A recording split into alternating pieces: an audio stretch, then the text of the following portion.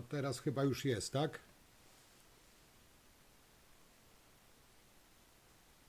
Teraz chyba mnie słyszycie? Bo tu mi się pokazuje, że teraz chyba jestem.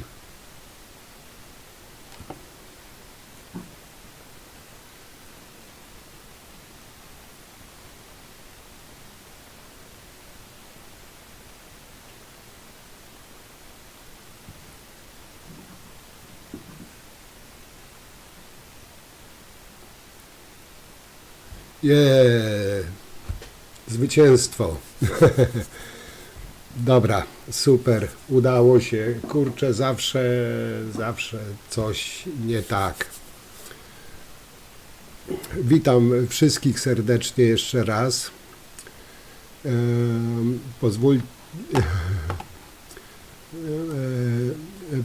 Pozwólcie, że się jeszcze raz ze wszystkimi przywitam. Witaj Fifi, witaj Nika, witaj Piotrze, Romku, witaj Ela, Maksiu, witam Cię serdecznie.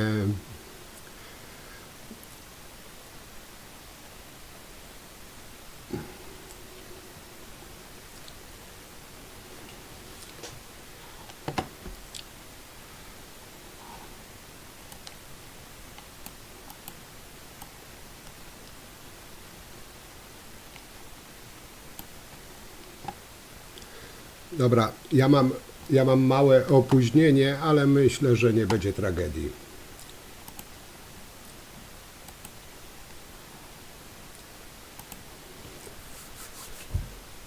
Pochwalony na wieki wieków, Jarku.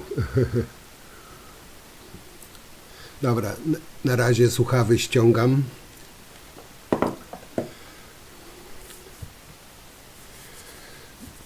No, także chyba wszystko się udało, wszystko działa. Mam nadzieję, że się nic nie zepsuje.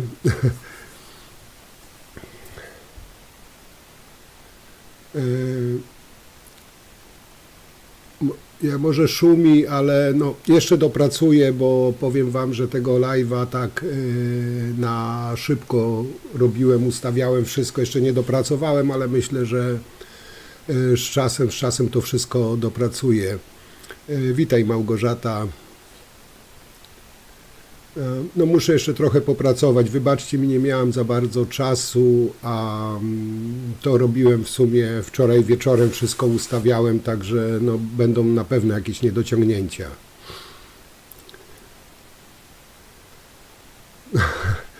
No.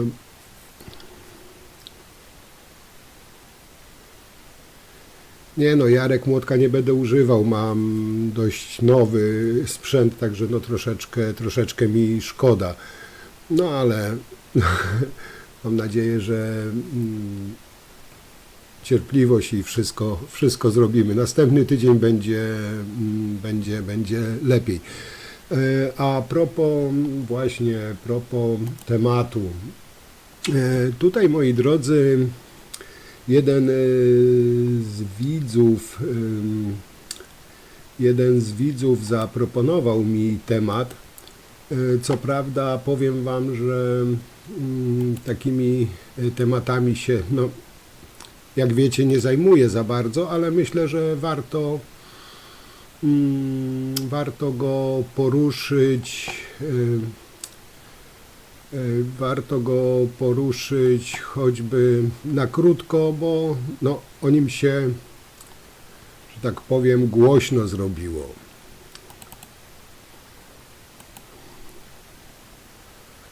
A chodzi dokładnie o tych ekoświrów, o te ostatnie pokolenie, czy jak oni się tam zwą. Myślę, że tutaj parę słów można by było się odnieść do nich, bo nie wiem jakie wy macie na temat na temat tych ludzi zdanie. Dla mnie to są no, ludzie trochę niepoważni, oni się tak zwą ostatnim pokoleniem. No ja się nie dziwię, jeśli mają taki tok myślenia. Jeśli mają taki tok myślenia, to ciężko, żeby nie byli ostatnim pokoleniem i mam nadzieję, że rozmnażać się nie będą. Co mam na myśli? Wiecie, słyszeliście o nich, o ich protestach, o przyklejaniu się do asfaltu, blokowaniu ulic, no po prostu utrudnianiu życia innym. Dla mnie, powiem Wam osobiście, taka forma protestu jest no, cholernie słaba, bo zwróćcie uwagę, tutaj małe zdjęcie jest, ale zwróćcie uwagę, witaj Anna, witam Cię serdecznie.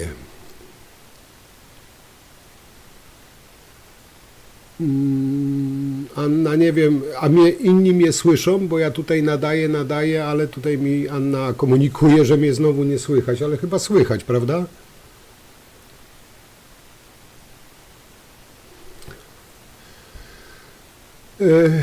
Nika, powiem Ci tak, no z jednej strony z przymrużeniem oka, ale z drugiej strony, no ich tok myślenia. Oni dbają o środowisko rzekomo. Tylko zwróćcie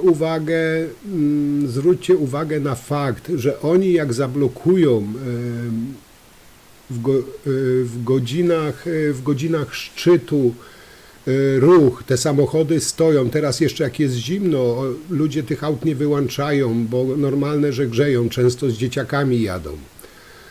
I zwróćcie uwagę, te wszystkie auta w korku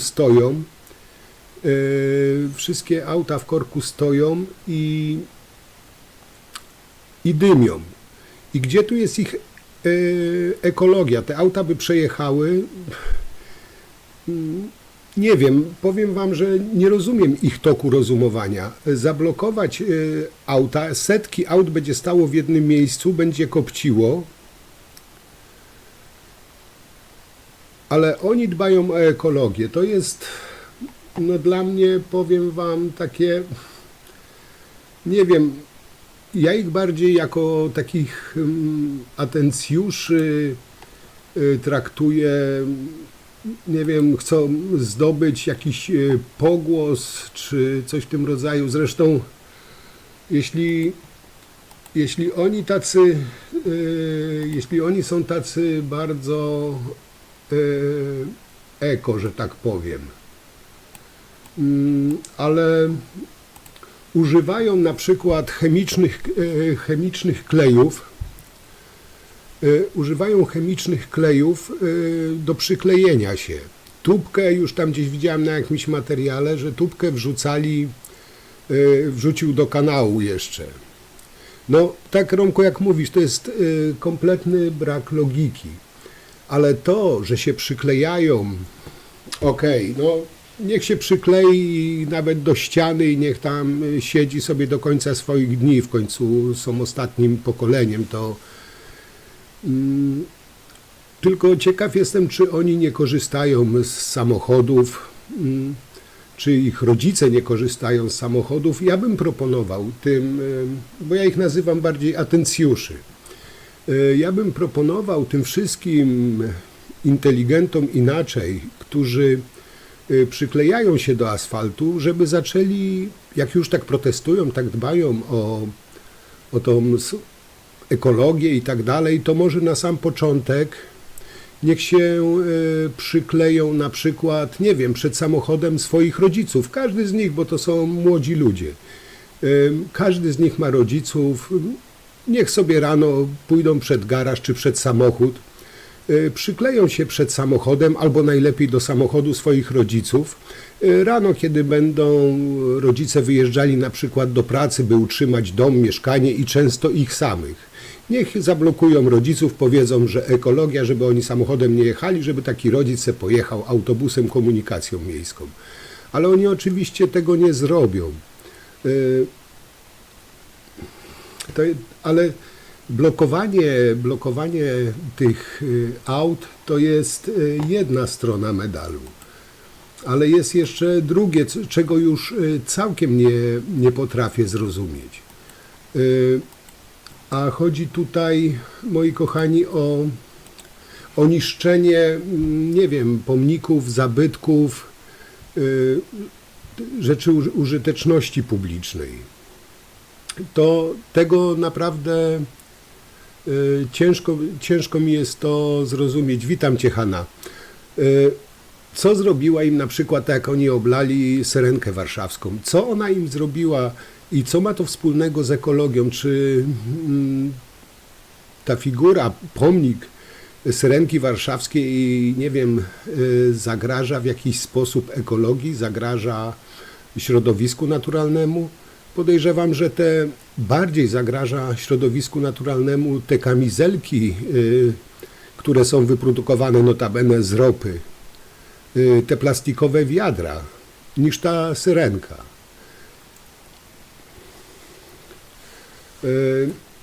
To jest jedna sprawa. Kolejna sprawa, która, powiem Wam, też to na szczęście jest nie u nas, ale tam w którymś z krajów, nie pamiętam, który to kraj był, wzięli i zniszczyli obraz Moneta. No, powiem Wam, idiotyzm kompletny. Co ma to wspólnego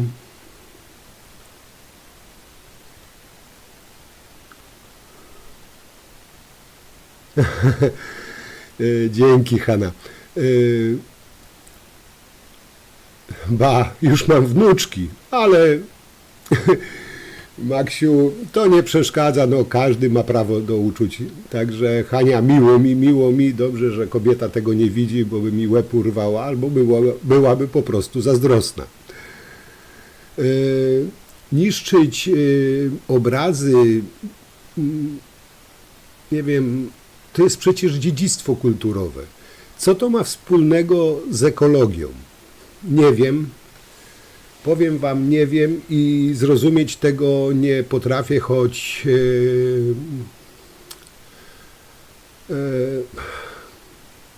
staram się, choć w wielu przypadkach jestem wyrozumiały, staram się coś zrozumieć. Witaj, Paul, witam Cię serdecznie. Naprawdę ciężko mi to zrozumieć, niszczenie na przykład obrazów, bo to dla mnie już jest w cholerę słabe. No, ale wiecie co, może tak dla odmiany,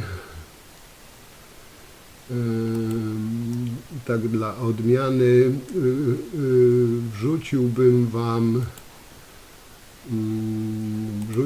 wam wypowiedź. No to chyba będzie wszyscy się kochajmy. Wypowiedź jednej z tych tak zwanych aktywistek.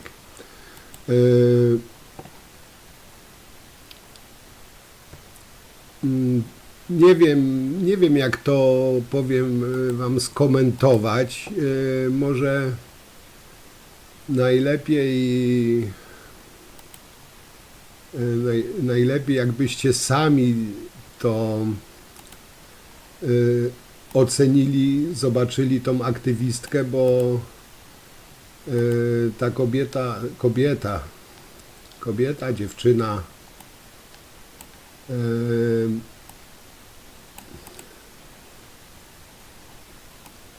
zaraz Wam puszczę, to se posłuchajcie, bo naprawdę warto. ma 15 minut czy 20 dyskomfortu, Zależy ktoś od może słuchawki. umrzeć w korku na Wisłostradzie. Ktoś może umrzeć w korku. W momencie, w którym przejeżdża karetka, to jest puszczana jest zawsze pas życia. W momencie, w którym ktoś jest w ekstremalnej sytuacji, mówi nam to, zgłaszamy, przesuwamy się, są puszczani przez pas życia. Robimy wszystko, co w naszej mocy, żeby do żadnej tragedii nie doszło. A w tym momencie, ja teraz coś zrobię. To jest, proszę pani, tubka kleju. To jest, ja teraz się nie przykleję, tutaj spokojnie. Się Ale chcę zapalę, powiedzieć o tym, pozwólcie. że to może być narzędzie obywatelskiego oporu. Taka prosta, głupia rzecz sprawia, że ja tutaj jestem i mogę powiedzieć, że naprawdę świat, który znamy, świat, w którym możemy planować bezpieczeństwo przyszłych pokoleń, się kończy. Jest aktywnie zabierany nam przez polityków. I to nie jest narzędzie zbrodni, to nie jest narzędzie, które zagraża bezpieczeństwu ludzi, ani bezpieczeństwu nawet tych ludzi na Wisłostradzie, ponieważ naprawdę korki w Warszawie są z bardzo wielu różnych powodów, nie tylko przez protesty ostatniego pokolenia.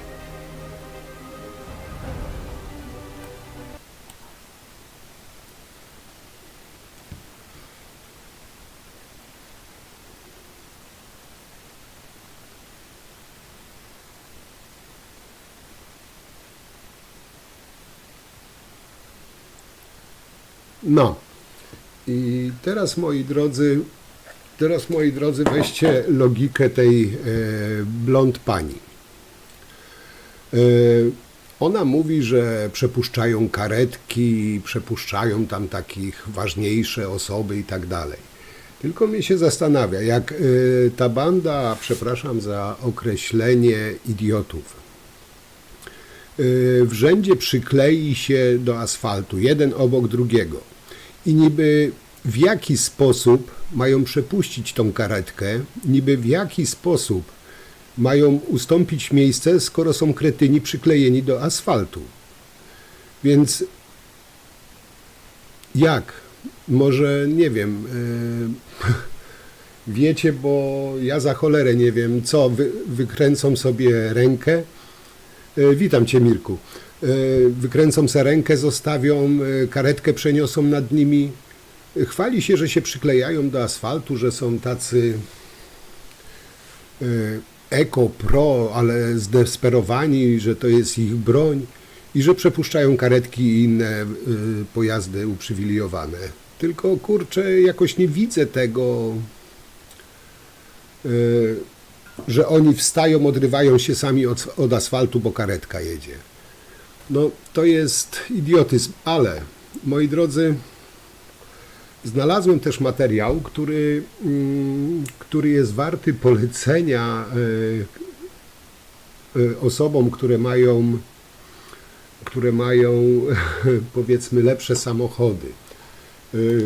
Jest pewien sposób na takich ekoświrów. Zaraz jak znajdę, to Wam pokażę. Myślę, że naprawdę jest godny polecenia. Zobaczcie sobie, moi drodzy, sami.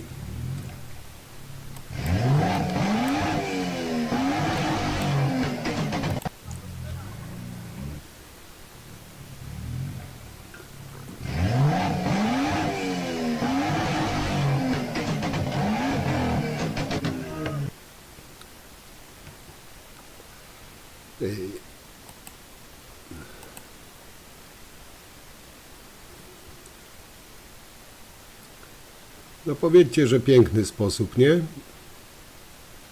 Jakoś odechciało mu się siedzieć na asfalcie.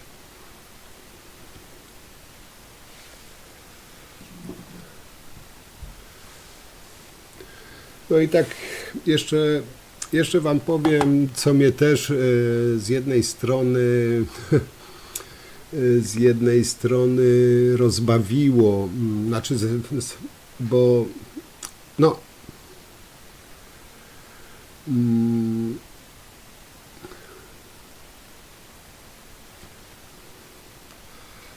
Agnieszka, nie wiem czemu tak się dzieje, no faktem, ja się troszeczkę też spóźniłem, ale no YouTube czasami z opóźnieniem też daje powiadomienia.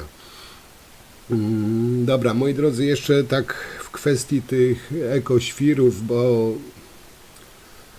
no, nazywajmy rzeczy po imieniu. No. to nie są normalni ludzie, chociaż dla mnie atencjusze i tyle.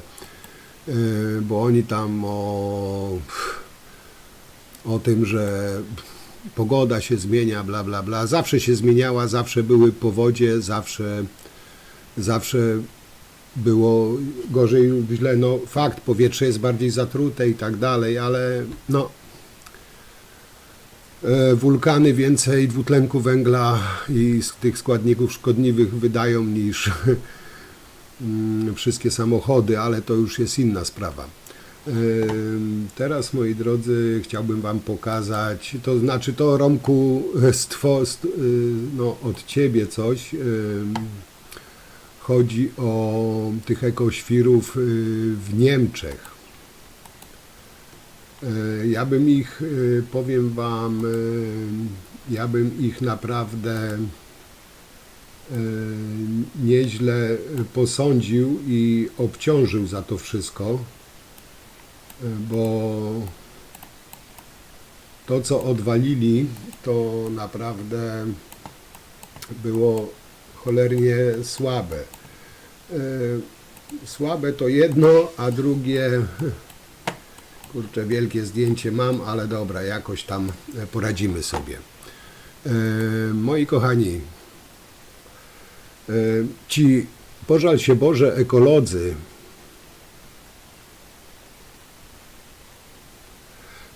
Adam, wiem, zauważyłem, obiecuję na przyszły tydzień to poprawić, bo tak, nie wiem, czy może nie słyszałeś, ja to wszystko ustawiałem w parę godzin wczoraj wieczorem, także dzisiaj mi wybaczcie te wszystkie niedociągnięcia, a na przyszły tydzień postaram się to wszystko bardziej dopracować. Także tutaj te wszystkie niedociągnięcia, za wszystkie niedociągnięcia bardzo Was przepraszam. Na przyszły tydzień obiecuję solenną poprawę.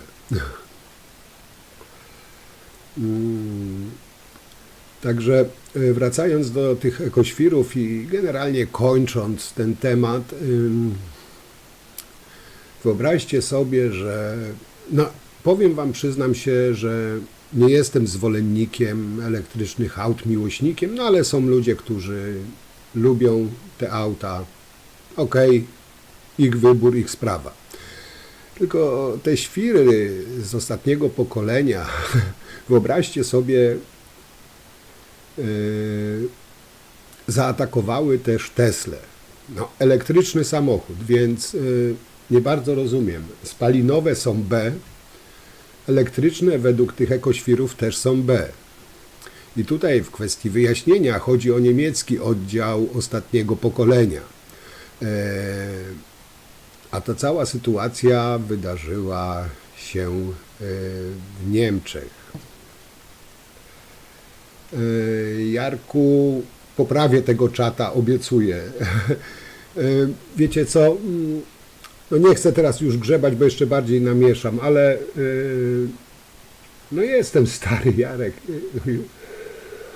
Jarek jest stary, no ja też, ale ja tam okulary mam, to widzę, ale dobra, tego czata, no poprawię. Tutaj mi oczywiście zgłaszajcie to, co jest, co nie tak. Ja to na następnego live'a oczywiście wszystko poprawię, żeby to wszystko lepiej wyglądało. No i tak jak mówiłem, ci ekoświry tam w Niemczech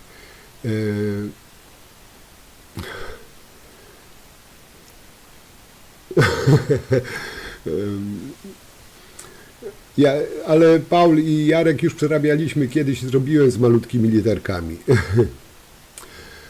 No, zaatakowali w Niemczech Teslę, oblali ją pomarańczowo, to było 13 lipca, czyli jakieś pół roku temu. W centrum Tesli w Hamburgu poblali pomarańczową farbą model Tesli Cybertruck. Podobno drugi egzemplarz został zniszczony, bo został potraktowany jakimiś tam hasłami. I jakie oni mieli, wyobraźcie sobie, tłumaczenia? No, bardzo, powiem Wam, no, bardzo, nie wiem, no takie do rzeczy, że tak powiem. Bo czemu Tesla, czemu Cybertruck? No i wyobraźcie sobie, bo ocieplenie klimatu, no,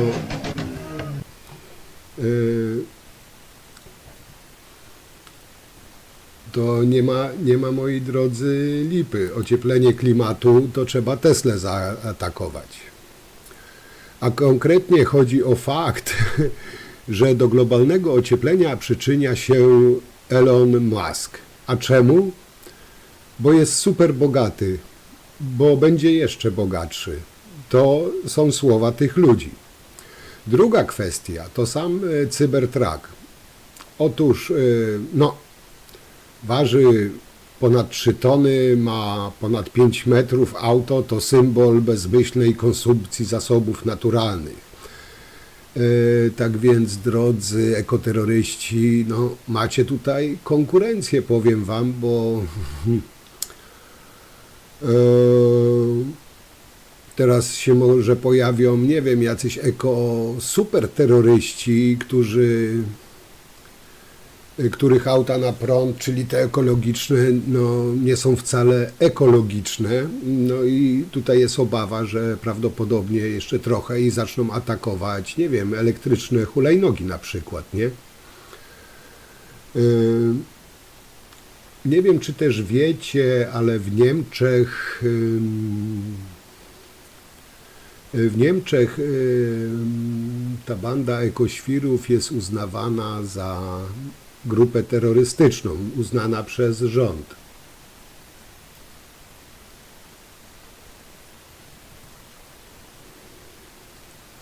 No zgadza się, Paul, zgadza się i ja powiem Ci, że ja nie jestem zwolennikiem generalnie aut elektrycznych.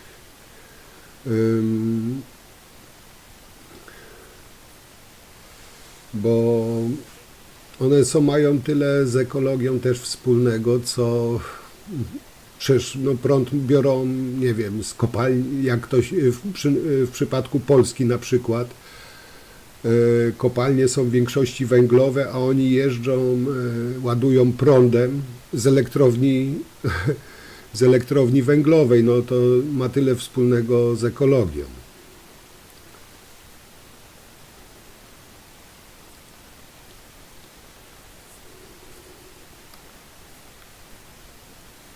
Ale tak kończąc temat tych ekoświrów, że tak powiem, w mojej opinii to całe ostatnie pokolenie powinno zostać zdelegalizowane.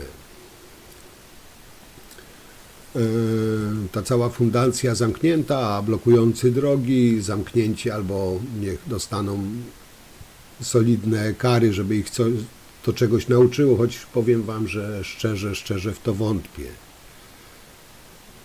No bo to, co wyprawiają ci, no w większości młodzi ludzie, to niszczenie mienia, utrudnianie życia innym.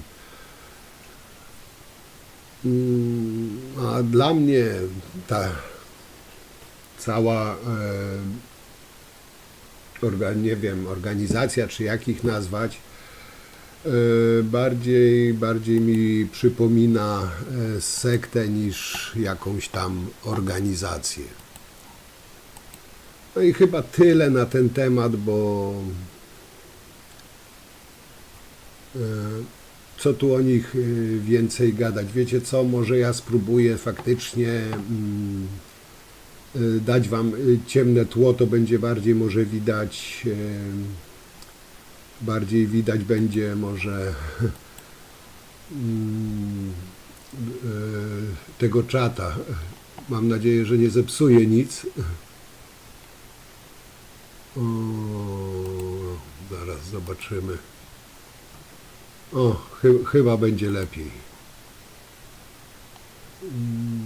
Dobra, zobaczcie to, ocencie, czy tak jest lepiej. Na razie tak, no, awaryjnie, że tak powiem.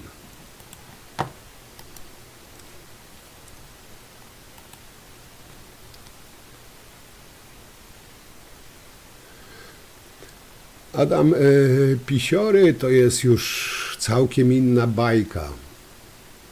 To już jest, to jest prawdziwa sekta. No to na razie tak zostawię, ale potem jeszcze... No i super, że się podoba.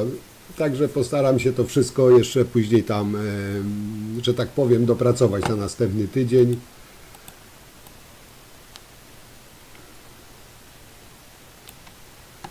No teraz jakoś będziemy musieli przeżyć z tym, co jest.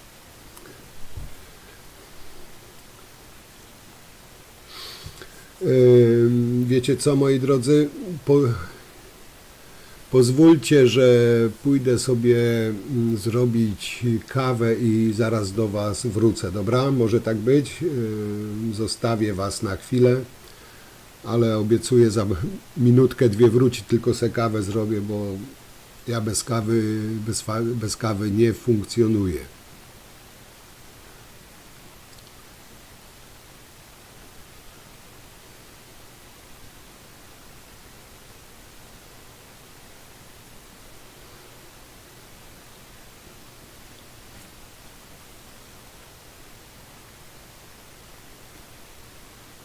Super, dam Wam ładną planszę, dam Wam ładną muzyczkę i dosłownie...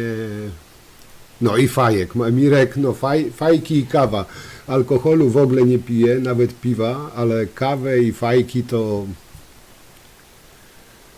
Także, moi drodzy, wrzucę Wam ładną planszę, ładną muzyczkę i za chwileczkę do Was wracam.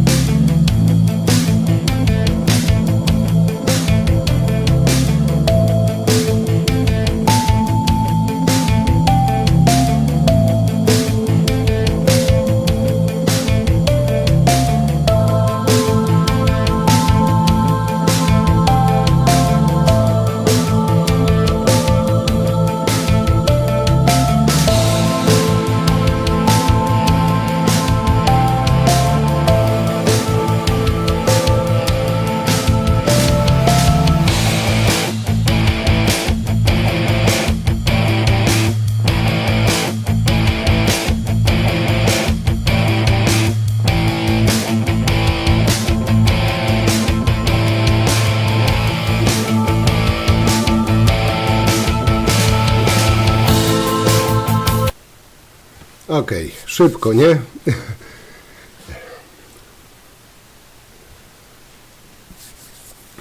Kawę mam, także mogę funkcjonować.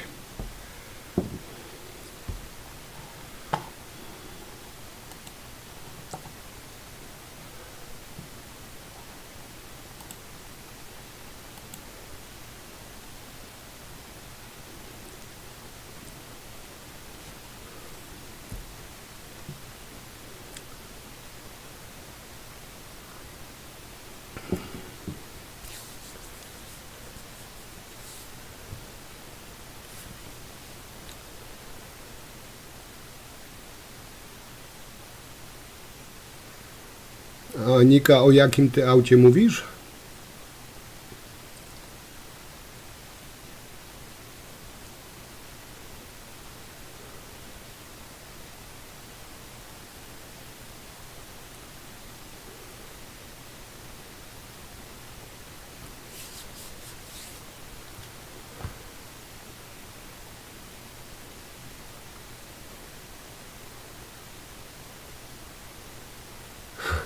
No fakt, nie no.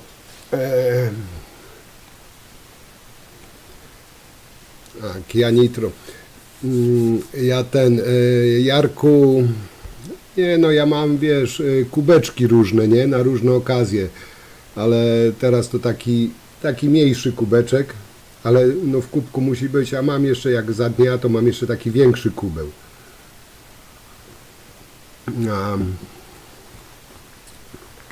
A czasami to dzbanek w ekspresie zaparzę i wtedy to tam sobie tylko dolewam, ale kawy to ja ogromne ilości piję. No to... A teraz podobno fajki i kawa ma podrożeć, kurczę, i jak tu żyć, jak żyć?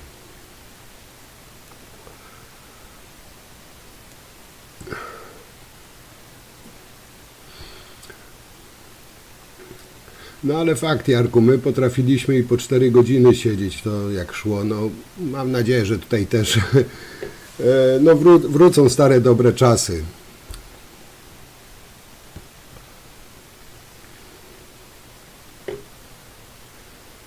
Ale tak patrzę, to powiem wam, że dość spore opóźnienie jest, ale to już chyba nie ode mnie też zależy.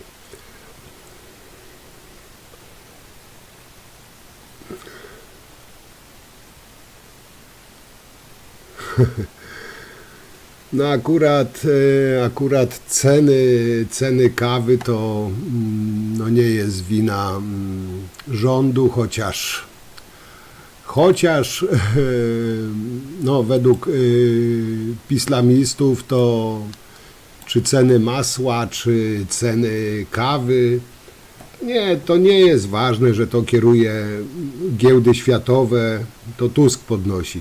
A właśnie, moi drodzy, a propos cen masła, powiem wam, że też miałem o tym robić materiał, ale tak pomyślałem, że lepiej będzie, zanim że ja tu wam będę ględził w filmiku, to porozmawiam z wami, co wy o tym myślicie, o tych cenach masła.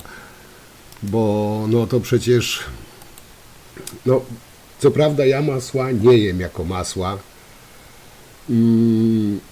i mi to osobiście nie przeszkadza, mnie ceny bardziej będą przeszkadzały kawy czy papierosów. Masło dla mnie może nie istnieć, ale wiem, że gro ludzi masło używa, te prawdziwe.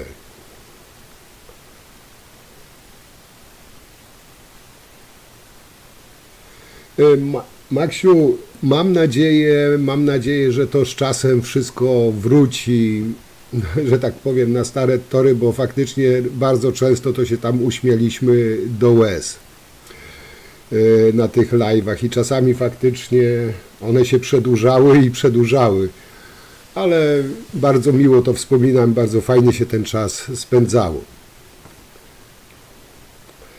No a druga sprawa, że no, jest nas teraz więcej niż było kiedyś, nie? Kiedyś to tak można powiedzieć, była taka stara ekipa, co tutaj właśnie jesteście ze mną od początku, nie? A tutaj wiele osób doszło, fajnych osób, także może być jeszcze fajniej. A, Maksiu, ja ci się nie pochwaliłem. Nie wiem, czy wiesz, ale ja już teraz nie jestem mieszkańcem Gdańska, tylko Katowic, także można powiedzieć, że jesteśmy sąsiadami.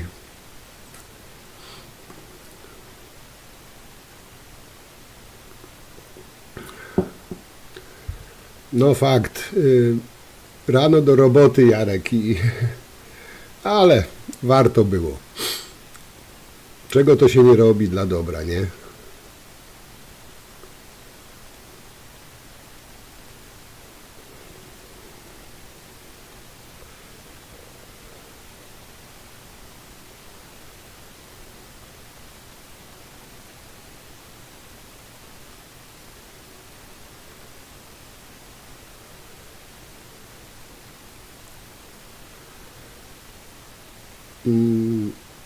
Nie wiem, Paweł, dlaczego, no mówię, u mnie póki co są tylko opóźnienia, ale działa, że tak powiem, w miarę normalnie ten czat.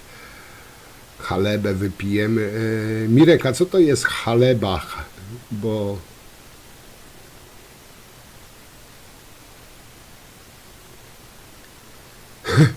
ekologicznie... Aha, ekologiczny klimat. Kurde, zaskoczyłem teraz. No w sumie troszeczkę tak, Nika.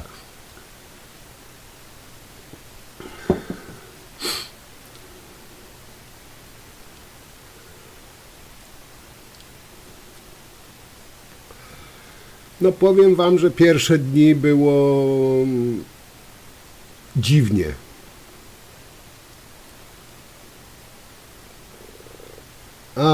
No ja jeszcze, wiesz, nie wszystkich, chociaż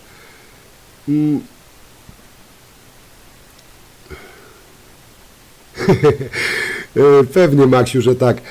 Powiem ci, przyznam się, bo o dziwo, no Mirku, ja niestety nie piję alkoholu, nawet piwa, ale kawy całe hektolitry. Ale propos Śląska, powiem wam tak.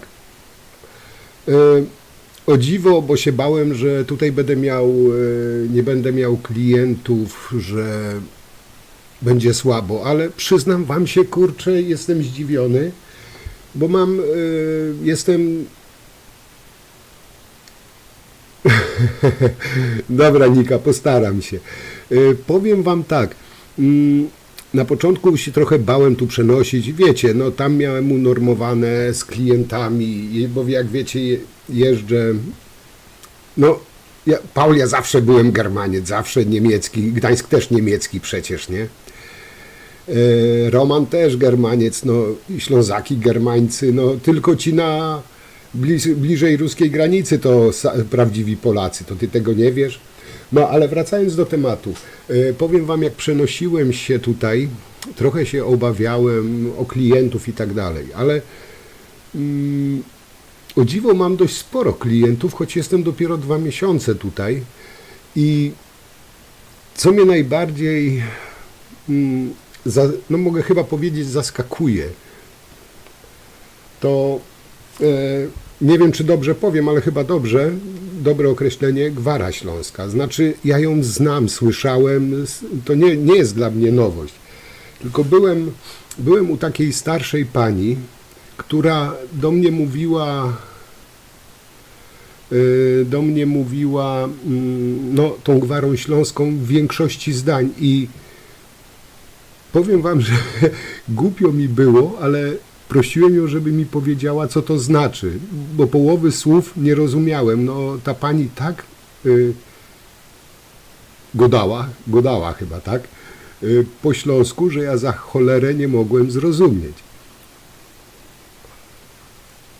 Także, no tutaj momentami to się czułem jak za granicą.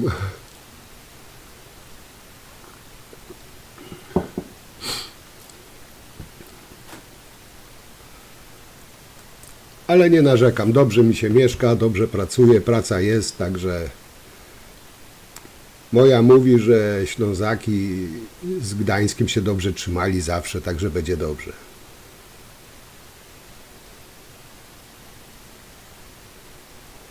No Maksiu, fakt, i to mi mówili, jak ja tu przyjeżdżałem jako jeszcze w gości, nie? I były takie wstępne rozmowy, że jak ja bym tutaj zaczął pracować i sami klienci mi mówią, że ciężko na Śląsku o dobrego fachowca. Powiem wam tak, wczoraj na przykład byłem u mojego widza, bo jak wiecie, mam drugi kanał, tam wrzucam filmiki z mojej pracy. I zadzwonił i właśnie wczoraj byłem u widza kurczę, gdzie ja byłem? Zaraz wam powiem. To było, moi kochani, w Zabrzu. Byłem w Zabrzu wczoraj. I to był widz, który ogląda mnie.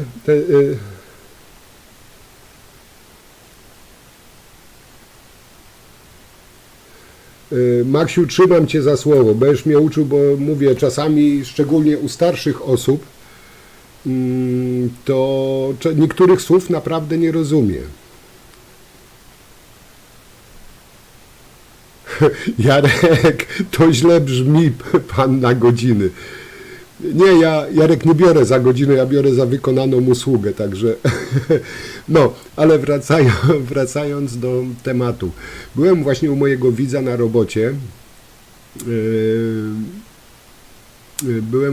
robocie. Znalazł mnie, się spytał, czy bym nie podjechał. Chodziło o wymianę kibelka i powiem wam, że gość też mówi, że on od roku, wyobraźcie sobie, albo nie potrafił znaleźć, ale mi się aż wierzyć nie chciało, że prawie od roku spukiwał kibelek miską, bo on ma kibelek w zabudowie, bo nie mógł znaleźć fachowca. Mówi, że przychodzili i wychodzili, nie potrafili mu naprawić kibelka, a tam mu wymieniałem miskę sedesową i naprawiałem te bebechy w spuczce.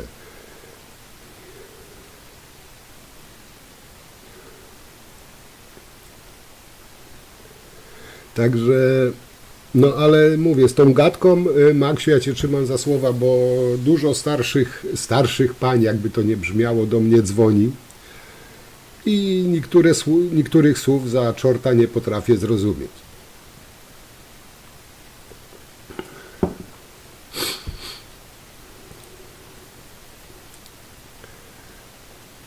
Także, no zobaczymy, jak to będzie dalej, ale będzie dobrze.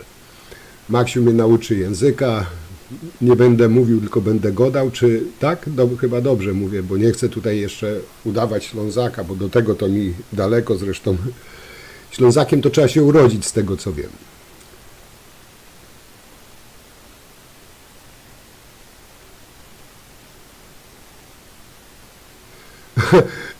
Domyślam się, że Maksiu mówisz o... Nie mów o Sosnowcu. Że tam chyba tak, nie?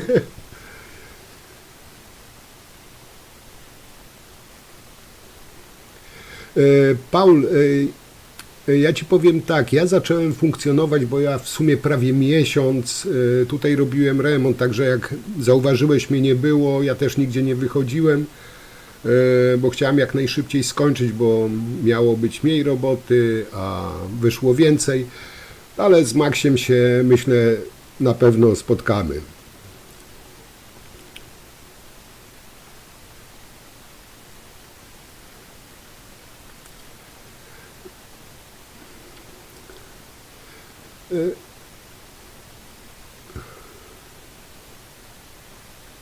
Dobrze mówisz, Maksiu.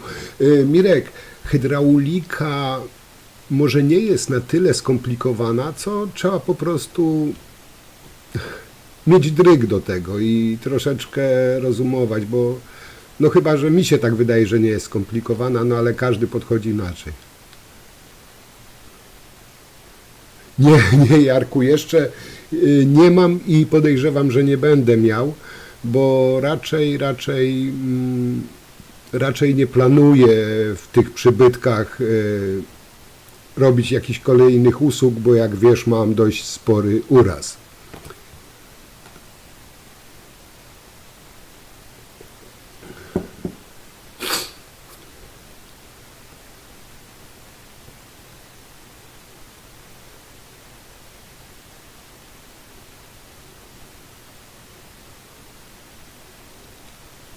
No, bo ja też właśnie, Mirek, uważam, że nie jest, tylko trzeba wiedzieć, jak się robi i robić to z głową, a jest dużo takich, Mirku, pseudohydraulików, którzy uważają, że się znają, że wszystko robią, a potem wychodzi jak zawsze.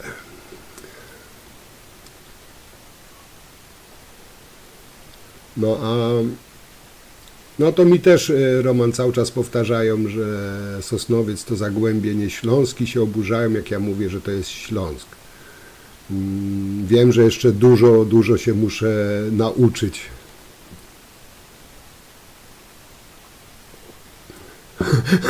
Paul, ale teraz to dopiero przeczytałem. Faktycznie, ja na to tak nie spojrzałem, żeby nie brać zleceń w Dąbrowie Górniczej. To jest faktycznie dość duże ryzyko. No. Bo później po takim zleceniu to potem zamiast to by było.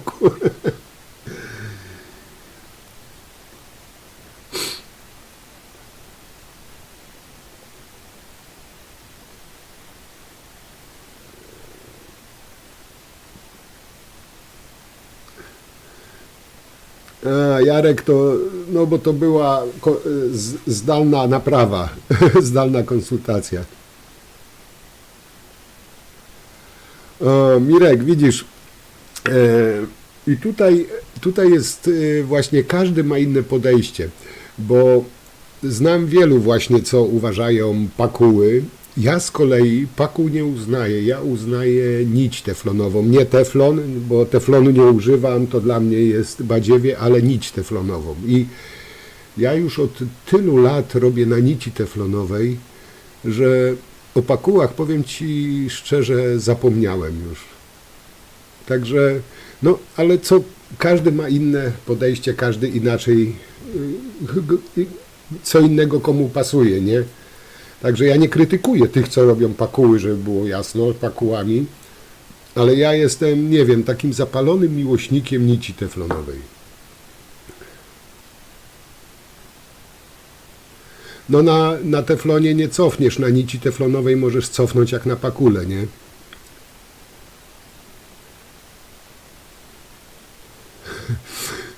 Nie, Maksiu, jak będzie coś w Dąbrowie Górniczej i w słuchawce usłyszę Szczęść Boże, to mi się od razu telefon zepsuje i nie będę słyszał, co dalej mówię.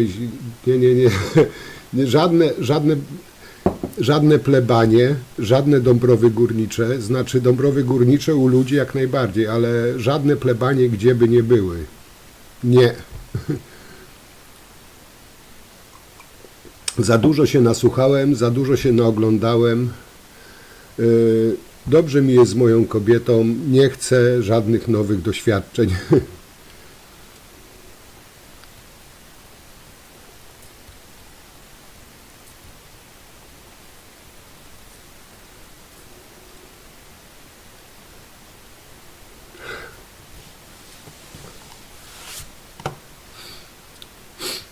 Podobno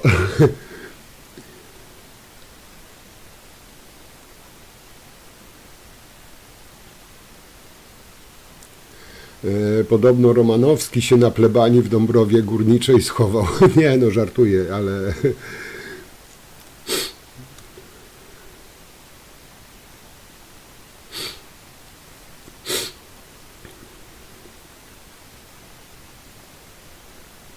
Jarku, wal jak w dym, ale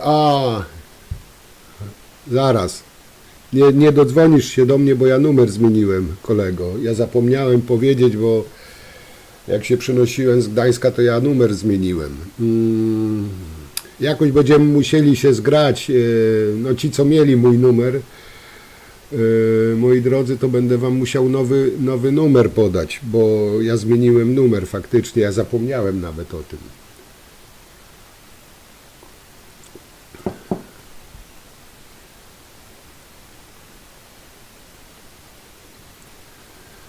Romku, mi już płacili obrazkami, to ja już opowiadałem kiedyś. Byłem na plebanii, pół dnia robiłem, oni mi obrazków świętych chcieli nadawać za to.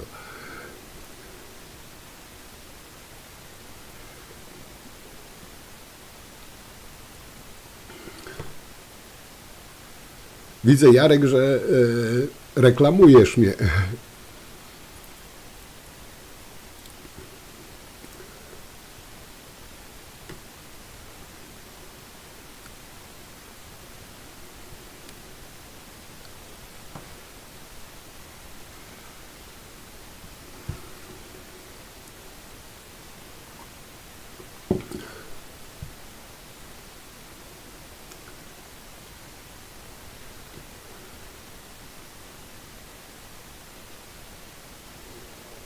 Mirek, i nie mów, że przyjęłeś tą walutę watykańską.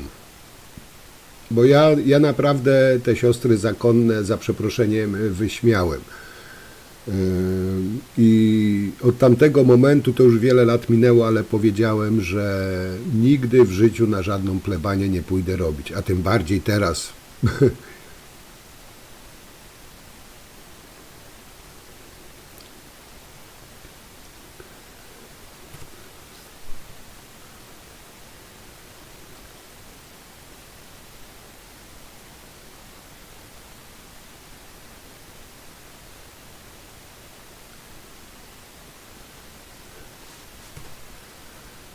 Paul, wiesz co, no, wiesz, rozłąkowe dieta i przyjeżdżam, nie ma problemu, wymienię.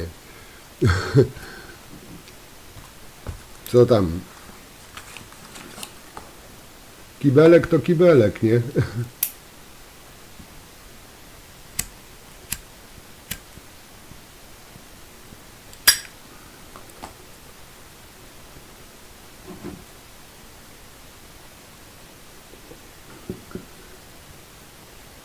A no właśnie, bo Roman przecież jest też elektrykiem. To już tutaj się widzę rozwija reklama.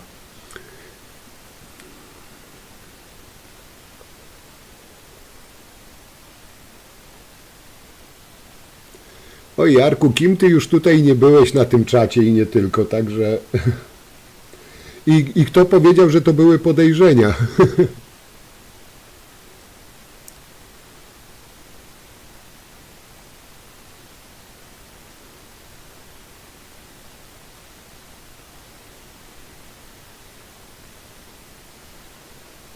O...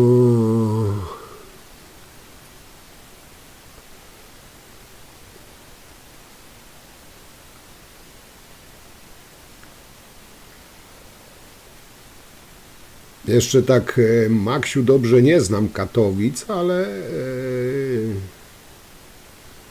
kurde, jakoś byśmy musieli się zgadać, bo w sumie co to GPS mnie zaprowadzi?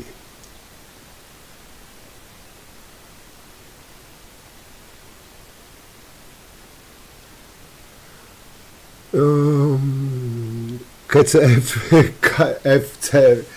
Powiem Ci tak, jeśli chodzi o Dudu, no powiem Wam, że kolejne skurwysyństwo, jeśli chodzi o to, że się wciska tej naszej mistrzyni olimpijskiej do MKOL-u, bo Duda ma tyle wspólnego ze sportem, co ja z religią. I jeśli naprawdę wygryzie tą naszą mistrzynię olimpijską, działaczkę sportową, to powiem Wam, że to już dno dna, bo inaczej tego nazwać nie można.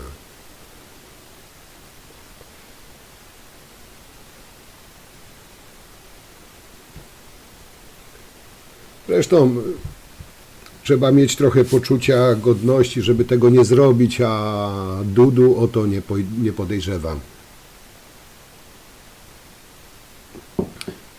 Wiem, Paul, pamiętam naszą rozmowę, no i nie powiedziane, że nie skorzystam, nie?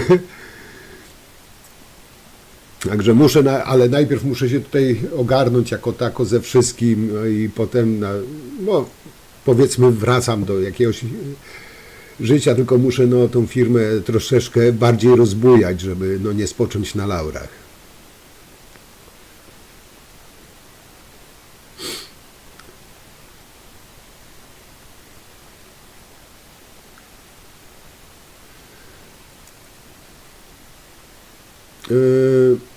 Paul, ja jestem pewien, że Dudu ma tą naszą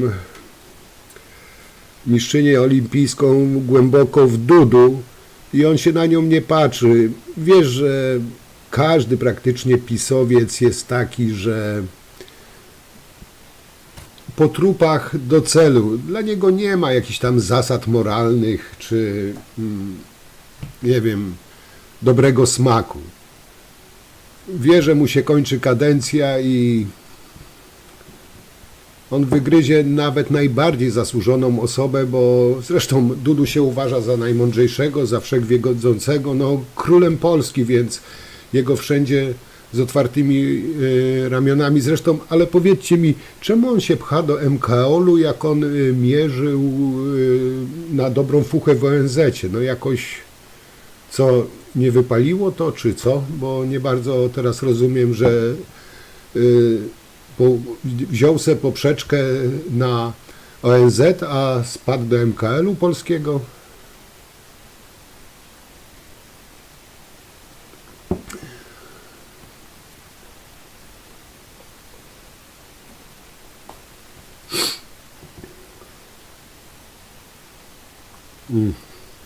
No, kawka zaliczona. Także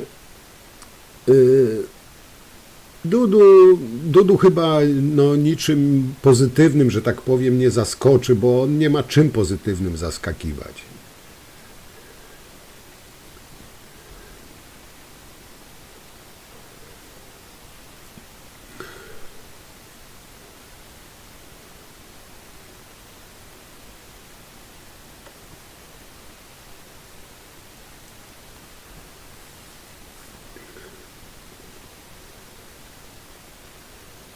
No Maksiu, tutaj no, w dziesiątkę określiłeś. No każdy to jest po prostu śmierdziel. Nie wiem, być może ktoś zna jakiegoś uczciwego pisiora, chociaż wątpię szczerze, bo gdyby był uczciwy pisior, to by był kandydatem na prezydenta, a Kaczyński był tak zdesperowany, że wziął Alfonsa na kandydata na prezydenta. Ale zobaczcie, ten cały, jak on tam miał, Nawrocki, czy jak mu tam, jeszcze nie został prezydentem, chociaż już się czuje prezydentem, już się czuje lepszy od innych, bo on się już mianuje jako prawdziwy Polak, patriota, nie tak jak to lewactwo, już zaczyna dzielić. I wyobraźcie sobie, że tego kryminalista, alkoholika Kamińskiego już mu jakieś tam odznaczenie dał. Więc jak zostanie prezydentem, zobaczcie, ilu on kryminalistów z PiS-u zacznie uniewinniać. To będzie szło taśmowo. No i oczywiście każdemu prześladowanemu przez reżim Tuska będzie dawał order Orła Białego za męczeńską walkę z reżimem Bodnara i Tuska.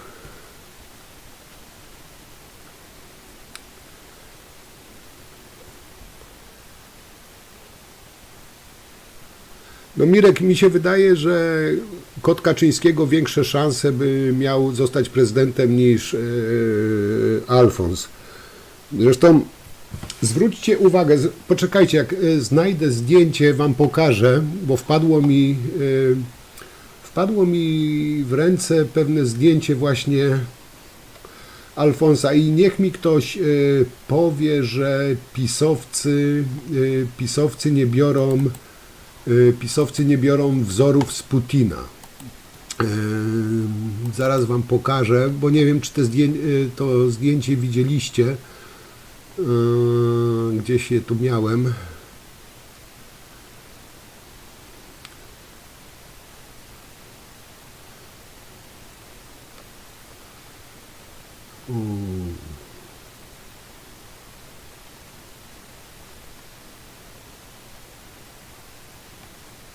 O, jest.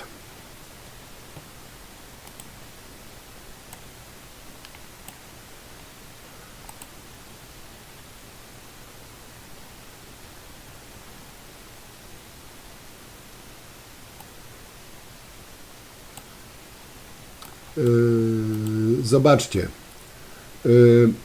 Tutaj macie na górze zdjęcia Putina, na dole zdjęcie Alfonsa. No, kuźwa, rżną z tej putinowskiej propagandy dosłownie na żywca. Na żywca jadą, no jeszcze brakuje tego, żeby Alfons jeszcze z niedźwiedziem walczył i na koniu jeździł, no bo jak wiecie, już tam gdzieś pompki robi, podskakuje, boksuje, trenuje, no cuda na kiju. Powiem wam, że naprawdę, kurde, ten człowiek mnie coraz bardziej zaczyna bawić.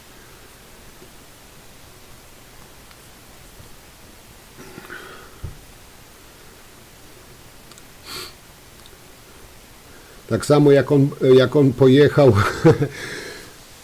tak samo jak on pojechał do Powodzia, nie? Po 3 miesiącach on se nagle przypomniał, że powódź była i on zaczął remontować dom dla biednej emerytki, która się nie doczekała pomocy Tuska i zmarła, ale on pojechał i jej pomógł. No,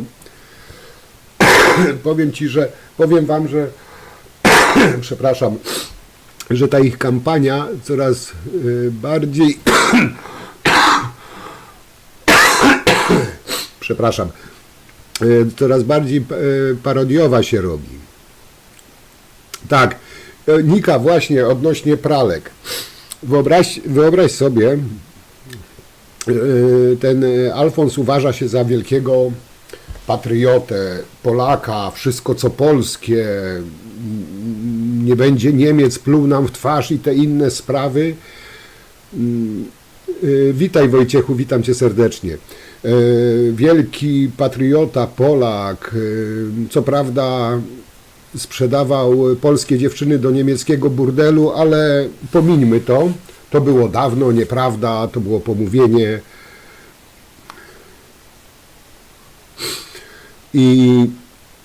A wyobraźcie sobie, że na własnych plecach niósł niemiecką pralkę z niemieckiego marketu.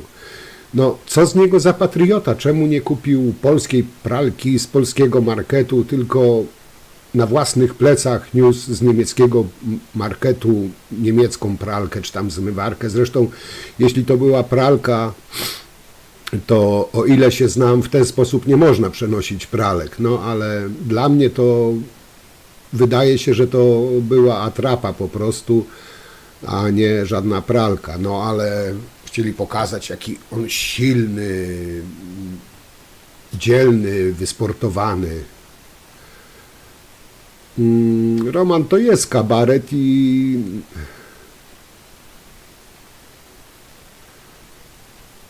no bo Maksiu, no bo taka prawda, przecież oni tam mówili, że on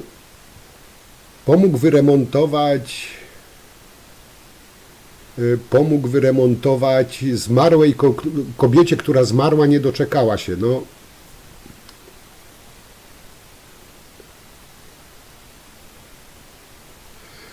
nie, Nika, przechodziłem ciężką chorobę, śmiertelną chorobę, niczym prześladowany Romanowski.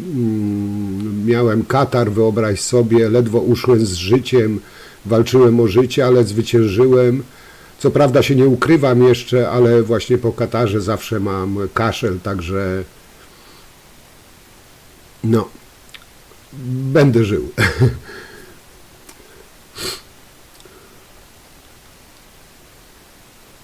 Ale weźcie ten,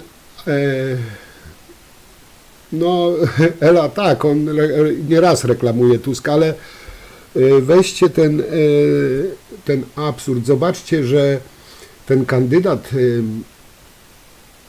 obywatelski, zawsze mnie śmieszy ta nazwa obywatelski, mi się kojarzy z milicją obywatelską i zawsze mówię, że mieliśmy już milicję obywatelską, teraz będziemy mieli prezydenta obywatelskiego.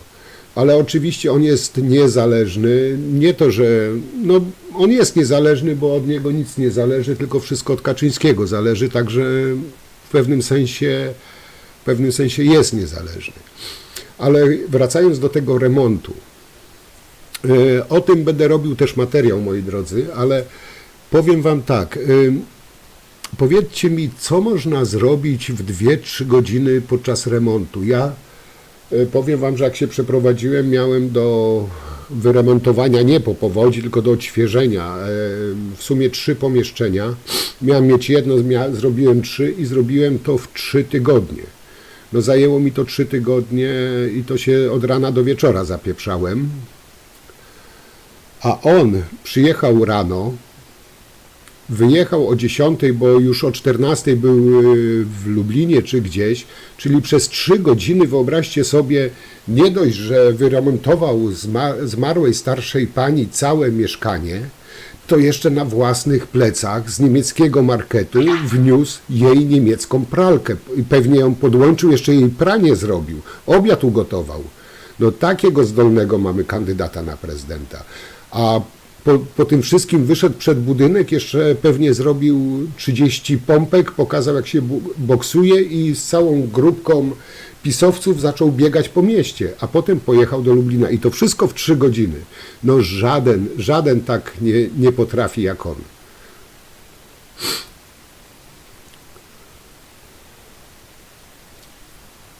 Także nie wiem, powiem wam, bardzo rozdarty, bo nie wiem, czy na niego nie zagłosować. Przecież to jest prawdziwy patriota, przecież też doskonale wiecie, on tym prezesem Instytutu Pamięci Narodowej, no co prawda do Obajtka mu daleko z zakupami, ale wyobraźcie sobie, że za 25 000 kupił nosze, rzekomo z Westerplatte, jak się okazało, to były nosze z zamkniętego zakładu psychiatrycznego. No ale biznes jest biznes, nie? Kasa się zgadza, nosze są.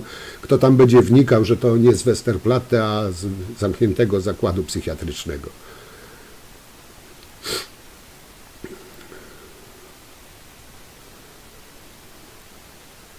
No tu Paul masz rację, kurde. Oni myślą, że jak będą powielać to, co robili wcześniej, to że oni na tym ugrają. No są, zresztą jak ja czytam, powiem wam, jak ja czytam te wypowiedzi pisowców, prawdziwy Polak, dobro od niego bije, oczy ma pełne miłości. Aż mi się bebechy przewracają. Nika, podejrzewam, że mógł w te 3 godziny jeszcze pobiec do Lublina, tam Katchanek, Kaleta i inni z nim razem biegli, przy okazji boksowali, pompki robili. Mało tego, każdy z nich na plecach miał pralkę, bo pewnie jeszcze tam wiele zmarłych osób potrzebowało właśnie pralki z Mediamarkt. Także nie dość, że pompki robili, boksowali, to jeszcze pralki na plecach mieli i biegali. Ale powiem wam, że ta kampania może być dość ciekawa, no a już z całą pewnością bardzo wesoła.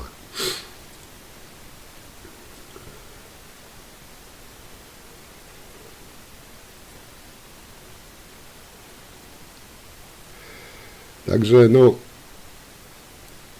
ale w sumie z drugiej strony Kaczyński dobrze wybrał, bo powiedzcie mi, no kto lepiej się sprawdzi w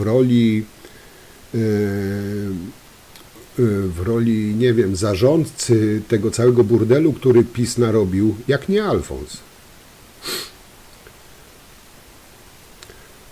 Paul, a powiedz, która kampania nie była brudna z udziałem pisowców?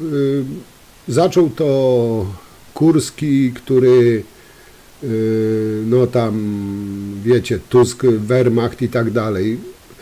Faktem, z wyborów na wybory te kampanie są coraz bardziej brutalne, coraz bardziej brudne. No, i to jest fakt. Ale według mnie tutaj ludzie z koalicji nie powinni im na krok ustępować.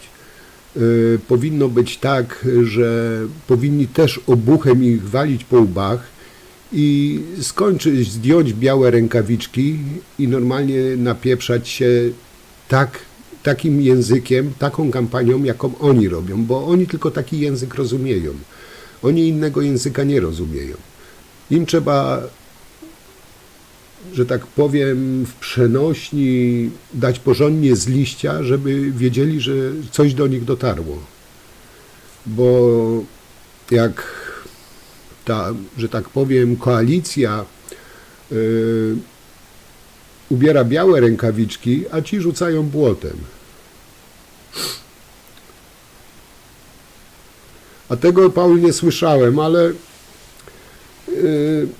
powiem tak, no Paul, na dobrą sprawę sam Kaczyński, nawet jakby był w SS, to i tak to nie jest taka afera jak to, że wcielili dziadka czy ojca dziadka Tuska do Wehrmachtu. Bo do pisowców nie dociera to, że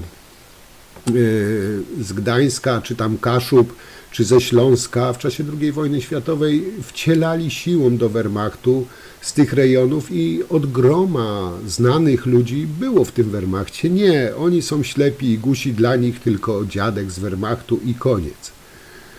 Także tutaj nie przekonasz ich przynajmniej, że jest inaczej.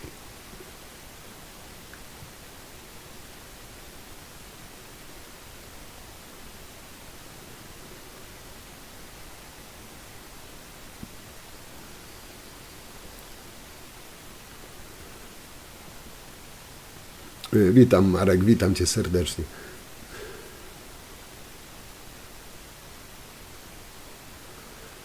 Dokładnie, Maksiu. Im trzeba dawać to, co oni dają i z nawiązką. Wtedy to do nich dociera. Wtedy oni się czują atakowani i wtedy wielki krzyk, płacz, lament.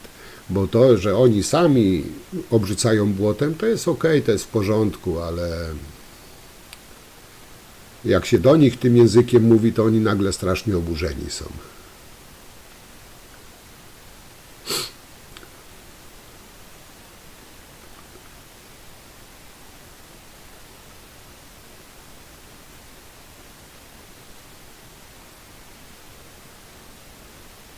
Znaczy ten Nika, ten ich sutener, to jest taki człowiek znikąd. Ja podejrzewam, powiem wam, że ja podejrzewam, że Kaczyński liczy na podobny sukces, jak był z Dudą, bo Dudę też tak wystawił, no znikąd, taki, no to jakiś tam był przydupas Lecha Kaczyńskiego, przynieś, wynieś, pozamiataj, usłużny, posłużny, mierny, bierny, ale wierny. I teraz Kaczyński chce powtórzyć to samo, takiego Duda 2, człowiek znikąd, tylko nie wziął pod uwagę to, jaką ma przeszłość ten jego super kandydat. Jego lansują na super Polaka i nieważne, że ma znajomości z kryminalistami, z bandytami, że ma czarną przeszłość. Nie, to zresztą nie oszukujmy się, w PiS-ie jest tak, że im bardziej chamski, bezczelny, bardziej umoczony, tym bardziej ceniony jest.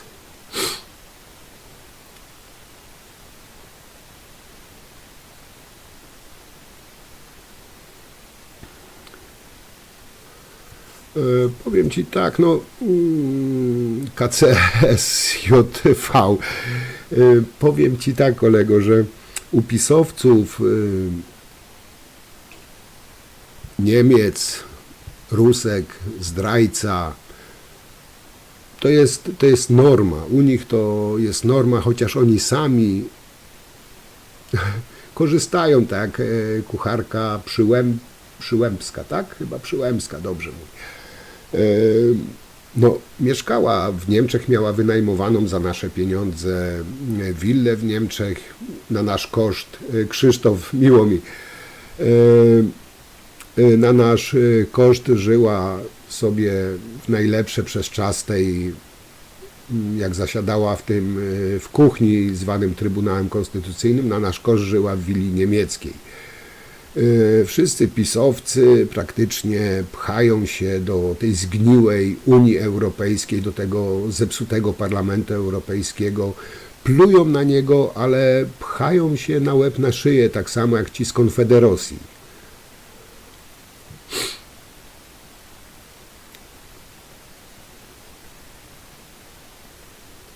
Maksiu, bo to, no tak jak mówiłem, bo Alfons, on nie będzie żadnym prezydentem, on będzie od wykonywania zachcianek Kaczyńskiego. Będzie taki Duda 2, być może no, z tą różnicą, że od Dudy troszeczkę lepiej zna język angielski.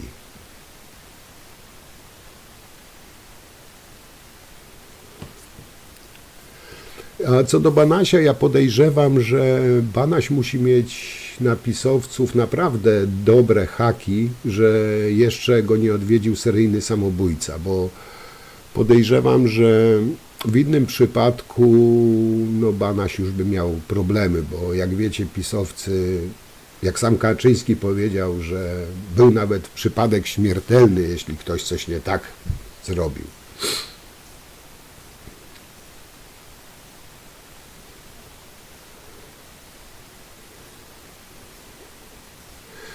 Nika, tylko u pisowców jest coś takiego, że oni w sumie nie potrafią uczyć się na błędach. Oni myślą, że jak zrobili jeden sukces i będą go powielać, to że będzie tak w nieskończoność. No ale to nie działa. Społeczeństwo dojrzewa i ja tu nie mówię, bo obecna koalicja, jeśli będzie robiła błędy, ludzie też im to wytkną, też im tego nie wybaczą, ale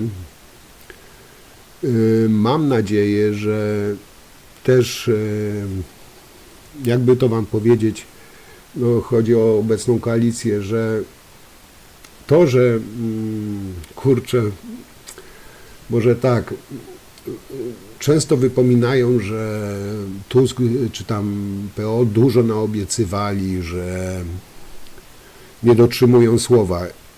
Tak dla każdego normalnie myślącego człowieka, tak mi się wydaje, jest coś takiego, że bez względu na opcję polityczną zawsze obietnice polityków powinno się z jakimś nawiasem ufności traktować. I to, że oni tyle obiecali, to ja tego nigdy nie brałem pod uwagę, że oni to zrealizują. Od początku ich obietnic dla mnie najważniejsze jest póki co, że się dobierają do dupy pisowcom, chociaż czasami mam wrażenie, powiem wam szczerze, że obecna koalicja, osoby odpowiedzialne za ściganie przestępców pisowskich działają na zasadzie bardziej nie dorwać króliczka, tylko cały czas gonić króliczka. Bo nie wiem, nie znam też procedur prawnych, bo nam się wydaje, że to wszystko długo trwa, ale czasami mam wrażenie, że są nadal zbyt pobłażliwi dla nich i tak jak mówiłem, robią to na zasadzie gonić króliczka, a nie złapać króliczka. Bo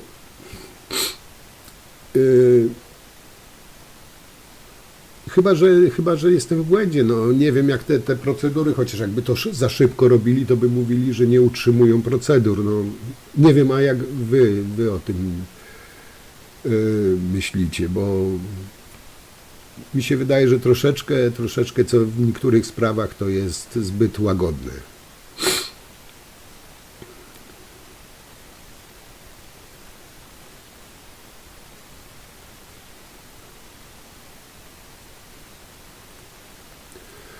Nika, powiem ci tak, w tych kwestiach właśnie to musi dojść do wymiany pokoleniowej.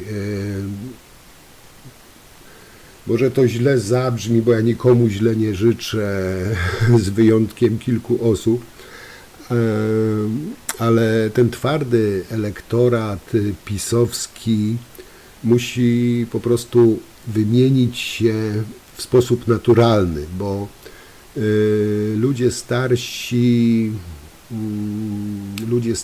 tych ludzi starszych nic nie przekona, bo Nawet nieraz jak oglądamy coś, to widać, że jeśli ktoś spokojnie do nich podchodzi, próbuje im tłumaczyć, oni atakują agresją. Chociaż to może jest, nie wiem, w DNA tych ludzi, oni są przysiągnięci komuną, agresją, nie wiem. Ale nawet jak próbujesz coś normalnie wytłumaczyć, od razu spotykasz się z atakiem, z obelgami, bo nie można złego słowa powiedzieć na Kim Jarosława.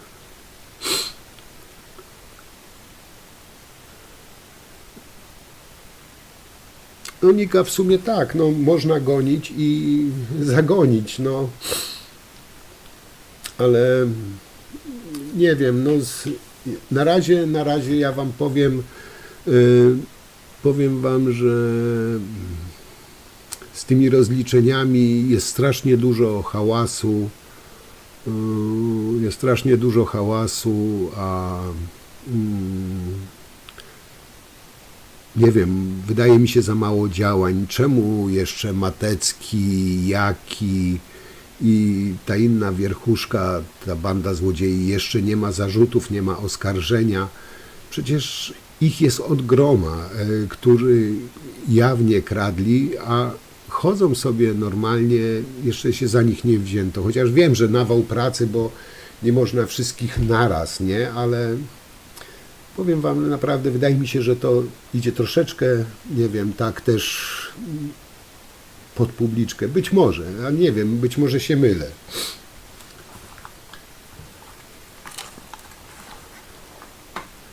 Krzysztof, tak, jest najlepszą obroną jest atak i czasami to się sprawdza, ale tylko że z tymi ludźmi nie można porozmawiać normalnie na argumenty. To jest po prostu nierealne w ich przypadku. Bo ja zauważyłem, że za każdym razem jak próbujesz na argumenty rozmawiać, wiecie co, może inaczej, powiem wam tak, kiedyś bodajże na Facebooku chyba weszłem w dyskusję z takim zatwardziałym pisowcem. I on mi tam zaczął sypać memami. Ja mówię, no super memy, fajnie, super opanowałeś pismo obrazkowe, jestem pod wrażeniem, ale porozmawiajmy o faktach, nie? I on, bo Tusk ukradł to, Tusk ukradł. Ja mówię, no to powiedz, co ukradł, gdzie ukradł i dlaczego przez 8 lat, skoro Tusk tyle nakradł, czemu przez 8 lat pisowcy mieli pełnią władzę, mieli pełny wymiar sprawiedliwości, do tego 7 pięter, które zajmowało się tylko Tuskiem, nie postawili mu najmniejszego oskarżenia. Przecież mogli zrobić wszystko, bo miał immunitet. Ja mówię, później nie miał immunitetu. Pisowcy dalej rządzili, przez 8 lat mogli nazbierać takie materiały, żeby go utopili na wieki, gdyby coś na niego znaleźli, ale kompletnie nic. To nie wiedział, co powiedzieć. Ty zdrajco, ty ruski pachołku, ty onuco, spierdalaj do Merkel. I taka jest rozmowa z pisowcem. Ja do niego grzecznie pytam się, no normalna wymiana zdań. Skończyły się argumenty. Ty Rusku, ty zdrajco, ty Niemcu, spierdalaj do Merkel. Wszystko.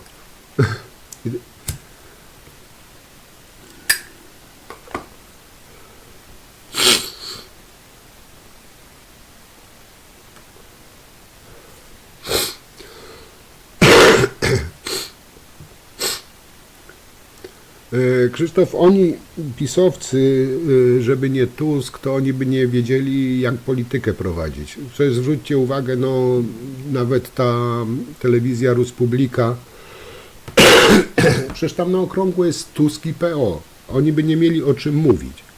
O właśnie, wiecie co? Coś wam puszczę, właśnie propos Republiki. Przygotowałem to specjalnie dla was. I przepraszam was za ten. Przygotowałem coś znalazłem z Republiki, bo jak wiecie, się poświęcam dla dobra sprawy i czasami gdzieś tam w necie se przeglądam tą tak zwaną telewizję Ruspublika. I znalazłem coś, co powiem wam, zlasowało mi mózg. I zastanawiam się, naprawdę szczerze się zastanawiam, kuźwa, co oni tam biorą i w jakich dawkach, że na takie pomysły wpadają, bo żaden normalny człowiek, który, nie wiem, nic nie wciąga, ma wszystkie klepki poukładane, na coś takiego by nie wpadł. Także wiecie co, zobaczcie to, obejrzyjcie i cierpcie razem ze mną, bo jak ja to znalazłem i jak to się mówi, to co się zobaczy, tego się już nie odzobaczy. A ja nie będę sam cierpiał. Jesteście ze mną długi czas i cierpcie razem ze mną. Zobaczcie to, moi drodzy. Oj, to nie to. Moment.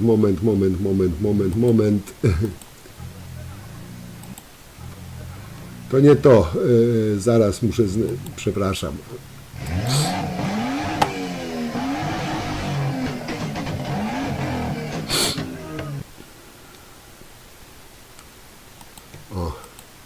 To jest Republika. Dom wolnego słowa.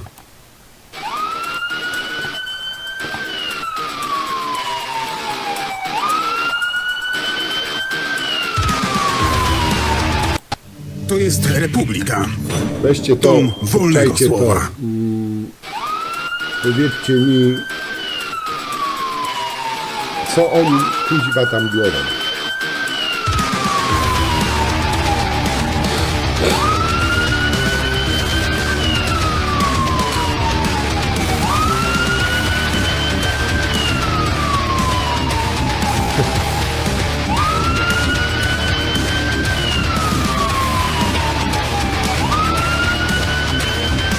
Zaraz, Mika, będziesz też cierpiała.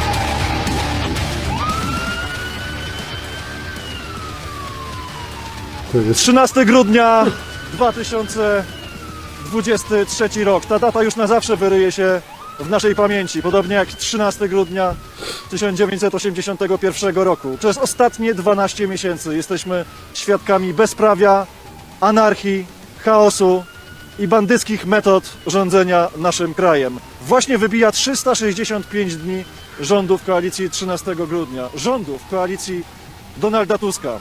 A wszystko zaczęło się od przejęcia środków masowego przekazu. Zaczęło się od przejęcia mediów publicznych.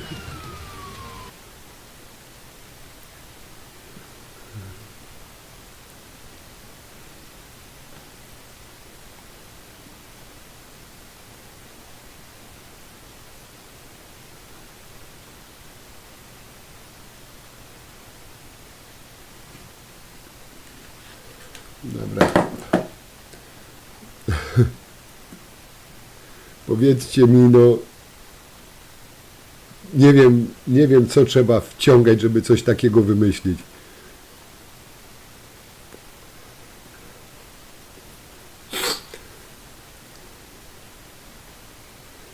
Nie, no, naprawdę trzeba mieć z garem coś nie tak, żeby coś takiego...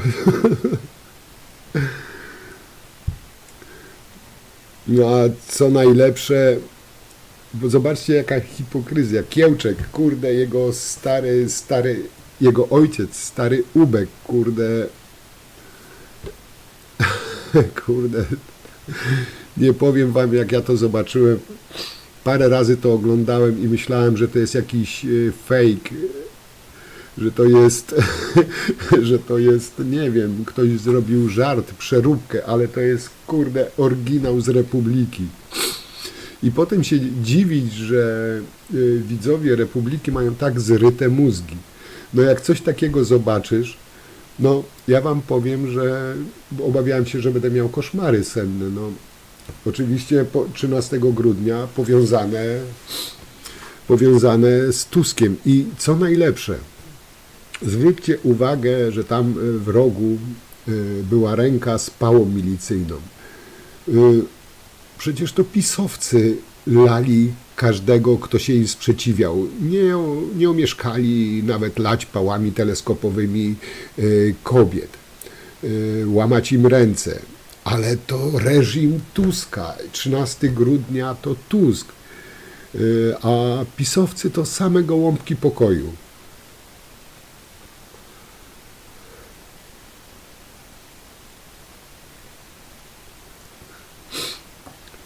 Maksiu, nie wiem co to było, ale musiało to być cholernie mocne. No nie wiem, być może im zaczął ten kandydat na prezydenta coś dostarczać. No nie wiem, ale powiem wam, że no odlecieli w kosmos z tym.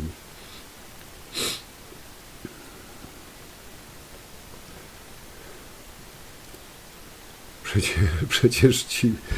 I teraz sobie wyobraźcie, ogląda to jakaś starsza osoba, która jest zapatrzona w PiS, zapatrzona w telewizję Republikę i te światła, ta muzyka i Kiełczek zamaskowany mówi, że porównuje obecny rząd z 13 grudnia ze stanem wojennym. No, jak tacy ludzie mają normalnie myśleć, jak mają,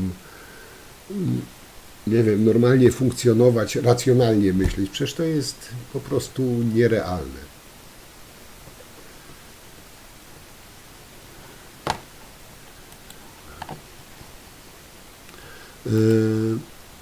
Bo tam widziałem, mówiliście też o Hołowni. Powiem wam, że Hołownia i ten drugi świętojebliwy kolega Hołowni z ludowców, oni mogą jedynie nabruździć. Zresztą już nieraz wam mówiłem jeszcze dużo wcześniej, że dla mnie Hołownia to jest też taki ślizgi chłopczyk. On no nie ma rzeczy, której on by nie zrobił, ale dla siebie.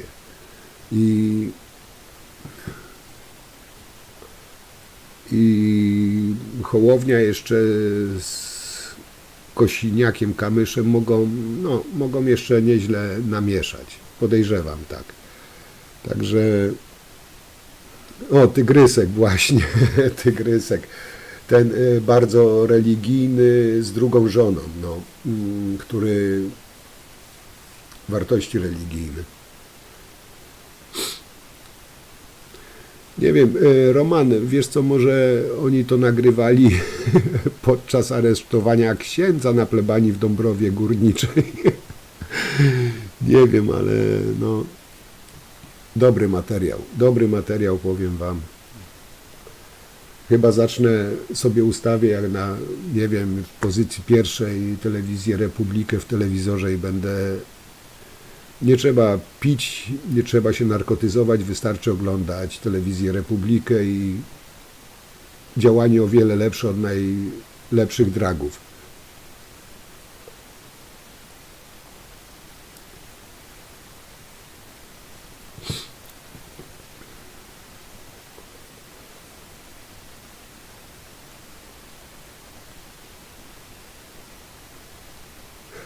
Dobra, Jarek, zapamiętam.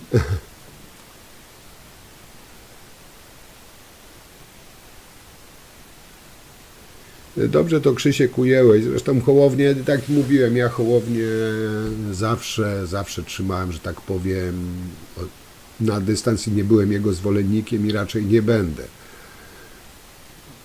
Znaczy, dobrze, że pomógł Tuskowi razem z Tygryskiem, no, że tak powiem, pogonić pisowców, ale tak mówię, podejrzewam, że jeszcze nabruździ.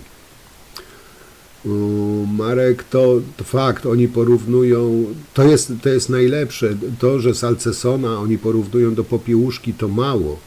Ja już widziałem memy, że oni porównują do papieża nawet Salcesona.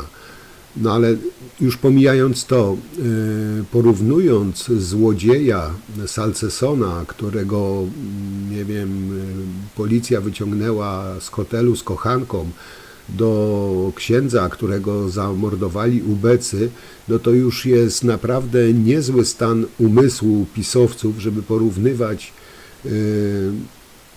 można powiedzieć, kryminalistę do człowieka, który zginął męczeńską śmiercią. Naprawdę trzeba mieć w wełbie nieźle nasrane.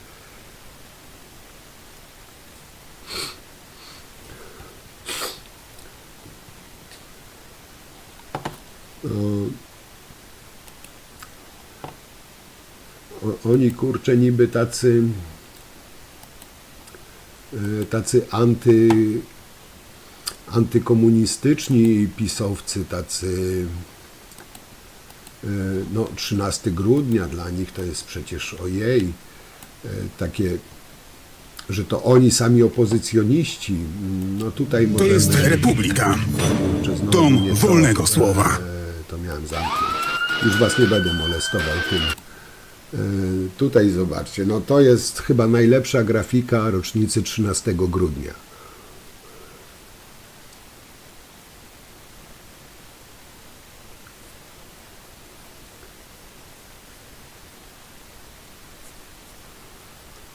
Także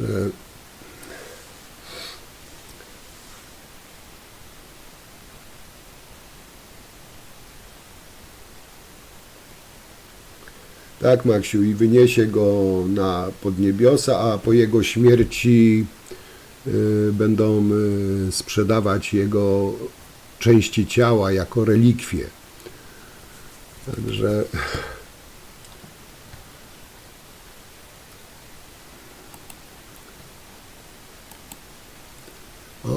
no ale a propos odchyłów, to już tam pomijałem 13 grudnia. No, jak wiecie, z odlotami ramię w ramię idzie też Konfederacja. Też są niebezpiecznymi maniakami religijnymi.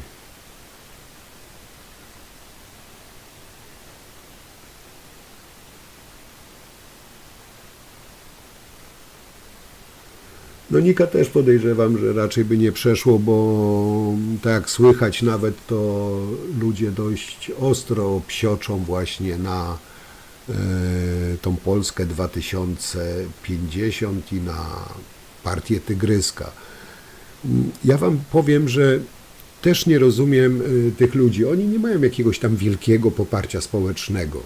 Załapali się do rządu mimo tam małego poparcia. Oni powinni się, nie wiem, jak ja bym miał partię, być może ja źle myślę, ale jak ja miał partię i miał takie poparcie, jak poparcie miała partia Tygryska czy Hołowni, i jakaś duża partia by mnie wzięła do koalicji, to ja bym, nie wiem, trzymał się tej partii. No, jeśli działam w wspólnym interesie, no to działam, nie sram we własne gniazdo. I to jest korzyść obopólna. Pomagam większej partii i sam coś zyskuję. No, być może nie znam się na polityce, być może źle to widzę, ale no tak to widzę.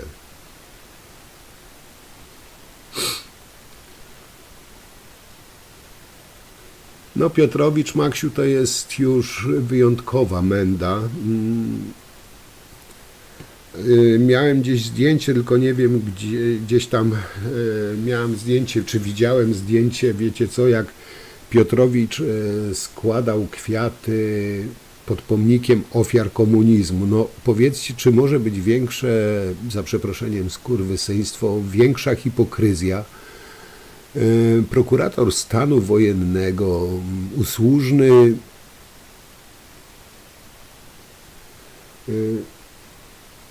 podwładny komunistów, który w czasach komuny by bez wahania skazywał ludzi, którzy byli przeciwko komunie, teraz składał kwiaty pod pomnikiem ofiar komunizmu. No, tak mówiłem, ci ludzie nie mają za grosz godności, za grosz honoru.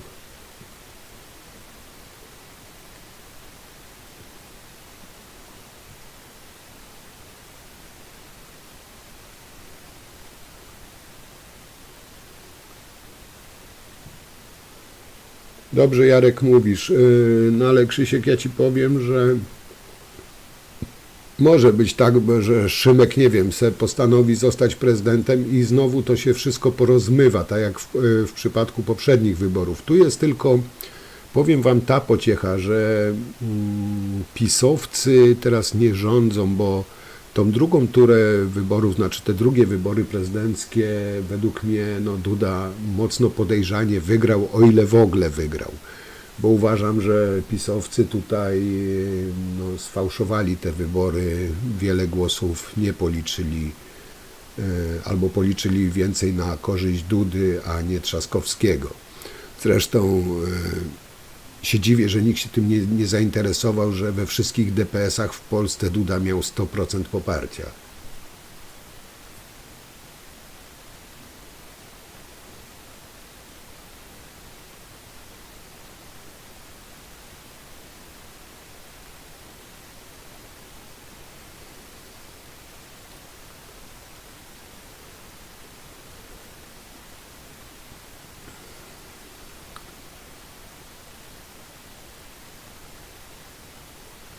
No tu Jacek dobrze mówisz.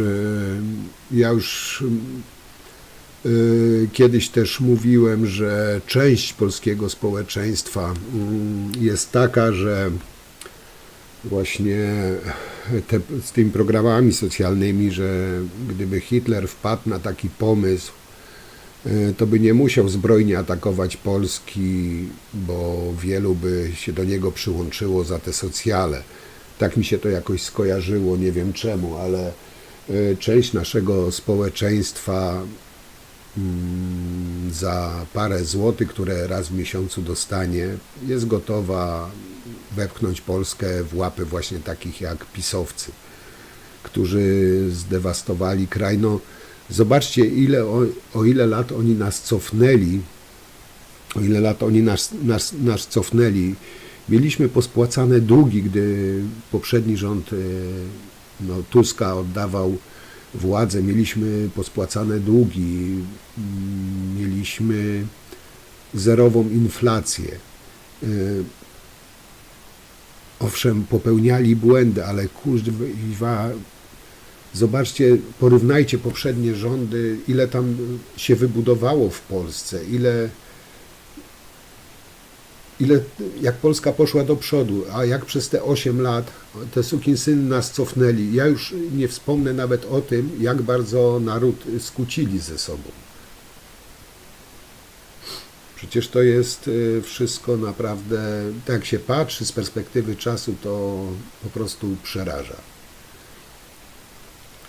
No, ale no, co możemy zrobić? Możemy dużo zrobić, tak? Zrobiliśmy podczas wyborów, pogoniliśmy pisiorów.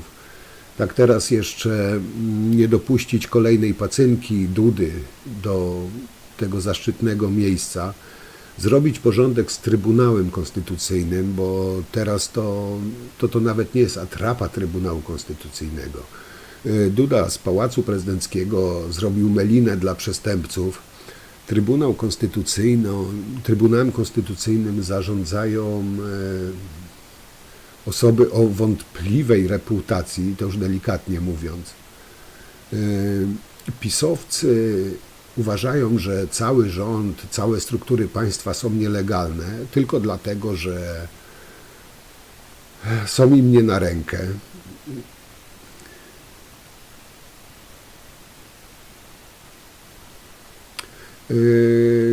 Tak, Krzysiek, to słyszałem, to nawet też Platon powiedział, Platon, chyba źle powiedziałem, Paton, przepraszam, nie Platon, Paton.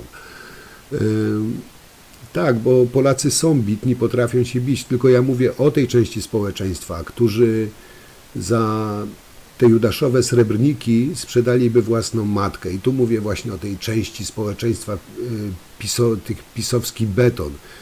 Bo PiS daje. To nieważne, że oni kradną, ale oni się dzielą. To jest na tej samej zasadzie, jakby, nie wiem, złodziej przyszedł do domu, wyniósł ci wszystkie kosztowności, ale rzuciłby ci dychę i ty byś był szczęśliwy. Na tej samej zasadzie, nie wiem, mają tok rozumowania pisowcy. Bo PiS dał to, PiS dał tamto. PiS gówno dał, to dali podatnicy, nie PiS przede wszystkim. a przez to zadłużyli tak kraj, jak nie był zadłużony jeszcze nigdy.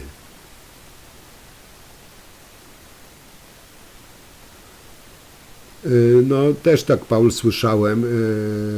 Zresztą on i jeszcze jedna tam usłużna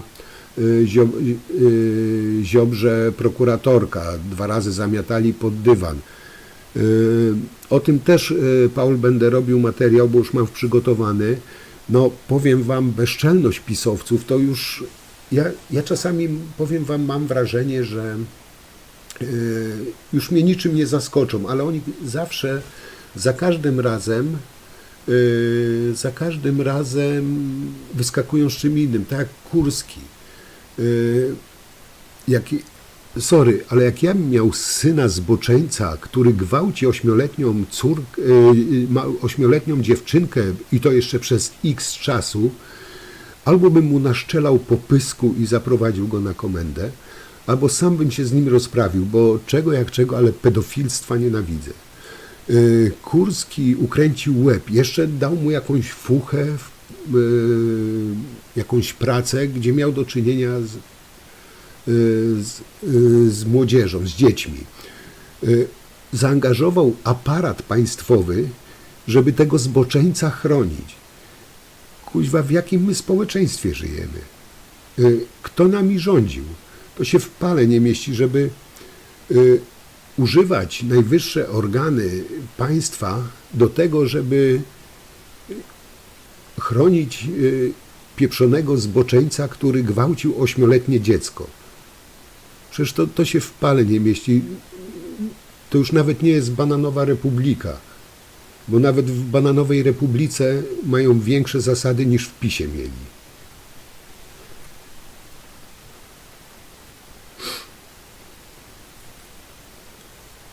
A Kurski jeszcze publicznie powie, że Tusk jest przestępcą. No kuźwa, ludzie. Przecież to jest...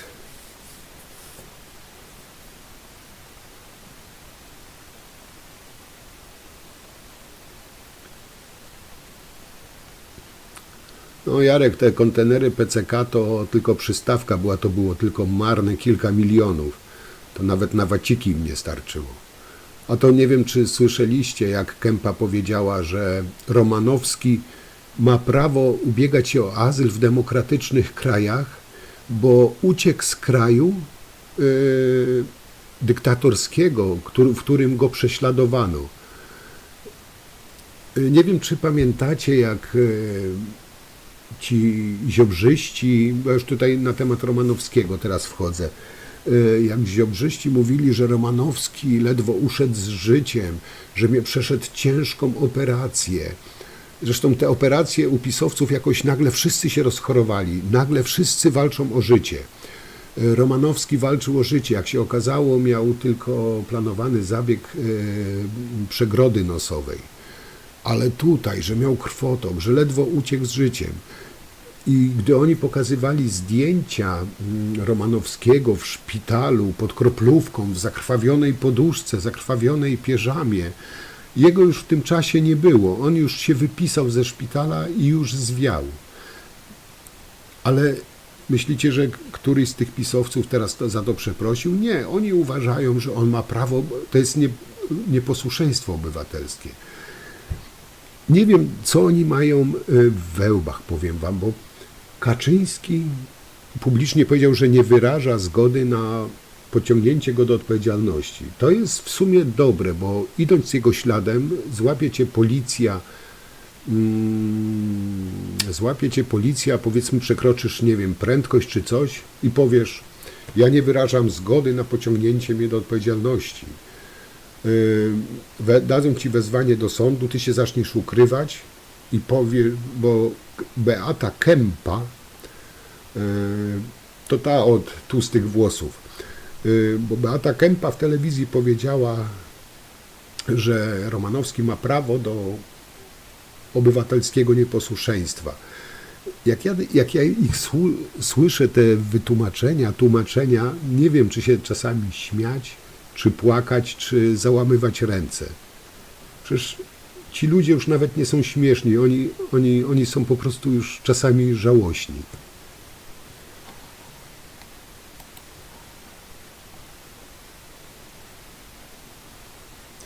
A właśnie, dobrze tutaj, Krzysiek, dobrze tutaj, że to ujęłeś, znaczy poruszyłeś,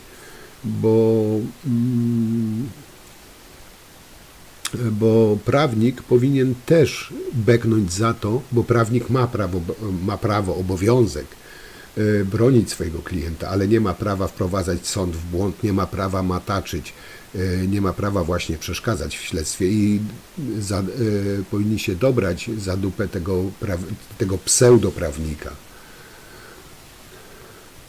Ale Maksiu, ja Ci powiem, że z jednej strony, że dobrze, że Romanowski zwiał. Z jednej strony, bo to daje podstawy do tego, sądowi daje podstawy twarde do tego, żeby go posadzić do paki, bo jest duże prawdopodobieństwo, już to tak mówię niby fachowo, że ten człowiek będzie uciekał, nawet jakby była kaucja. Także, ale teraz zobaczcie, jak to wygląda. Jak ktoś tak, nie wiem, z innego kraju na to patrzy, ktoś całkiem, witam Cię, jak ktoś tak patrzy z innego kraju, ktoś z boku, że tak powiem. Wiceminister sprawiedliwości ucieka przed sprawiedliwością i chowa się gdzieś po kątach. No, powiedzcie, jak nisko trzeba upaść, szczególnie kiedy na wyżynach znajdują się ludzie, nie wiem, mali, słabi, przekupni, pozbawieni moralności, tacy zdegenerowani, taki typowi pisowcy. A ten Romanowski, no nie wiem, bo policja go szuka, ale ja bym tak podpowiedział, czy szukali już gdzieś tam w piwnicy w pałacu u Dudy, albo na strychu, bo prawdopodobnie może tam gdzieś siedzi po kątach i nie ma pierwsza dama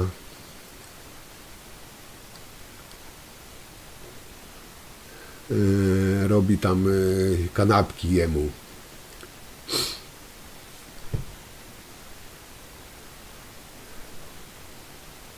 A co jest najzabawniejsze, wiecie co mnie bawi, że ci wszyscy spod znaku sprawiedliwości, czyli Prawo i Sprawiedliwość, Ministerstwo Sprawiedliwości, Fundusz Sprawiedliwości, unikają sprawiedliwości. No, tak jak kiedyś wam mówiłem, że ci, co mają tam w swoich, nie wiem, gębach, wypełnione gęby Bogiem, polskością, patriotyzmem, prawem, sprawiedliwością, teraz uciekają przed tą sprawiedliwością, jak diabeł przed święconą wodą.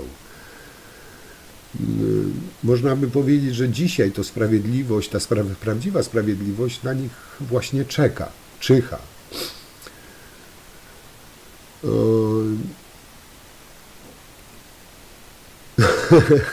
Dobre, Jarek.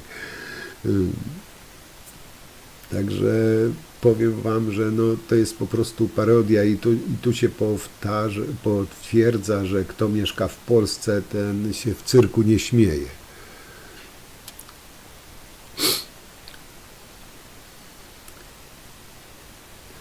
Ale zobaczcie to, nie tak dawno, chyba niespełna rok temu, dwaj wysocy urzędnicy państwa PiS, czyli Wąsik i Kamiński, ukrywali się przed policją u Dudy, nie? Skazani zostali prawomocnymi wyrokami, mieli iść do więzienia. No nie siedzą, no bo przed wymiarem sprawiedliwości skryli się za immunitetem Parlamentu Europejskiego. I wyborcy tych dwóch kryminalistów, no, pomagają ukrywać się kryminalistom, jakby na to nie patrzeć. Tylko że no, jest tyle dobrego, że te immunitety mogą stracić już wiosną, bo zawiadomienia są złożone, także no to, że oni uciekli do tej złej Unii, to jeszcze ich nie ratuje przed kryminałem. No, Romanowski ukrywa się przed policją, bo nie chce iść do aresztu, bo będą go torturować. Nie wiem, ogoli się na łyso, brodę zapuści albo ogoli, no wiecie, potem już zdjęcia, jak to jest mocno torturowany, bo nie wiem, przez rurkę go będą karmić. Ale tak naprawdę Romanowski teraz to ukrywa się jak zwykły po prostu lump. Znaczy, wiecie, lump, ulubione słowo Jareczka Kaczyńskiego. No to jak mówiłem wam, Romanowski poszedł do szpitala, bo no, szpital teraz dla pisowców to jest taka odskocznia, strasznia, bo jak wiecie, wszyscy teraz nagle zaczęli strasznie chorować. No jeden po drugim walczą o życie na szpitalnym łóżku. To jest po prostu straszne, jak tak można. To jakaś, można powiedzieć, prawdziwa epidemia już jest.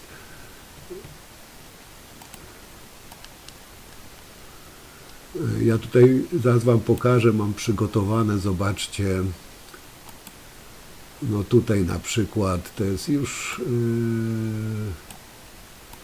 kolejne gotowe zdjęcia dla wszystkich tych, których czeka właśnie, nie wiem, zły Tusk, zły Bodnar, tutaj już gotowe mam fotki, jakby chcieli, to niech se pisowcy wezmą, zainteresowani, bo pewnie im się przydadzą potem do propagandy.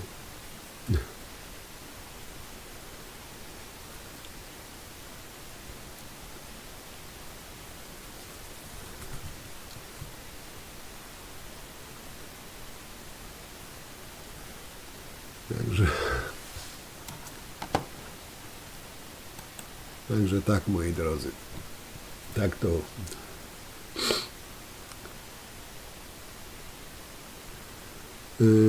Jacek, oni wszyscy, ja już to też nieraz powtarzam, że ci wszyscy, co nie wiem, takim mianują się największymi patriotami, największymi katolikami, prawdziwymi Polakami, jedynymi Polakami, tą elitą, górną półką, jak to Kaczyński nazywa, to tak naprawdę same takie lumpy. No co, Nika, się śmiejesz? No tak jest, no ja tutaj chcę pomóc rodakom, no Ziobro już to przerobił, ale są kolejni, którzy będą potrzebowali takich zdjęć, więc kopiuj, wklej i mają już gotowe. No, każdy ciężko chory, każdy będzie walczył o życie, to nie masz jeszcze czego, Nika, śmiać, to jest poważna sprawa. Wiesz, ile ja takich zdjęć bym musiał narobić, przerobić, czy znaleźć, przekazać wszystkim zainteresowanym, przecież tam w PiSie ich jest od groma. To nie są żarty, to nie są śmiechy, to jest poważna sprawa.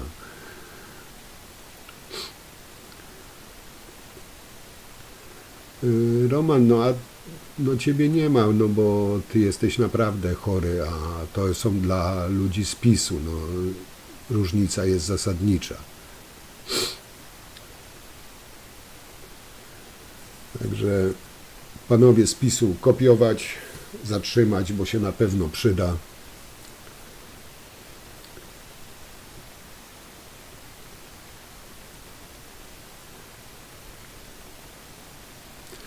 Maksiu, jakie szczepienia? Oni wszyscy walczą o życie, to są raki, krwotoki, nie wiem, biegunki krwotoczne, no dżuma, cholera, no poseł Suski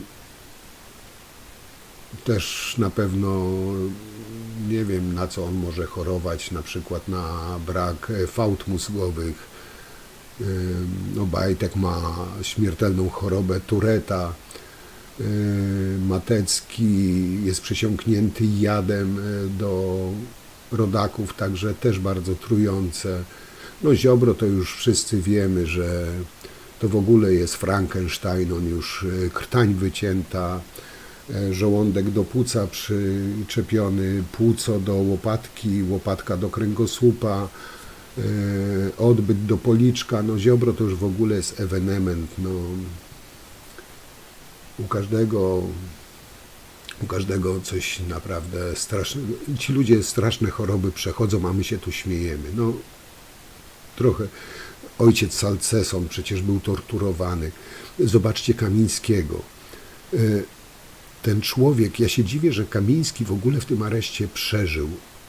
Podziwiam tego człowieka, naprawdę bardzo podziwiam, bo wyobraźcie sobie, tyle dni o suchym pysku, zero alkoholu. Mało tego, ci zwyrodnialcy, ci przestępcy, bodnarowcy, tego biednego człowieka, który nie doświadczył żadnego alkoholu, przez rurkę karmili, żeby to wlewali, nie wiem, lejkiem przez rurkę alkohol. No, ja to rozumiem, to człowiek byłby zadowolony, by nie był torturowany, ale jakieś żarcie? No, zobaczcie, jaki ten rząd Tuska jest okropny, jaki on jest bezduszny. Także przez to, że właśnie rząd Tuska doszedł do władzy, moi drodzy, zobaczcie, ilu ludzi teraz cierpi. To jest po prostu straszne, aż się łza wokół kręci. Także współczujmy. Dobra, nie no, żarty żartami. No ale jak tu się nie śmiać? No co tu nam pozostało?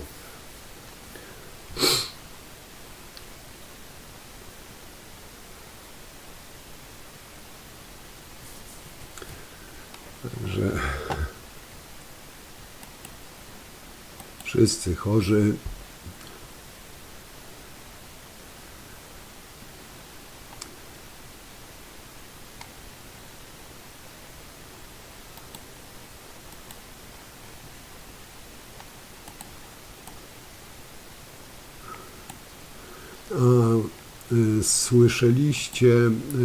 Słyszeliście, że Jarek na Platformie X konto otworzył? Wyobraźcie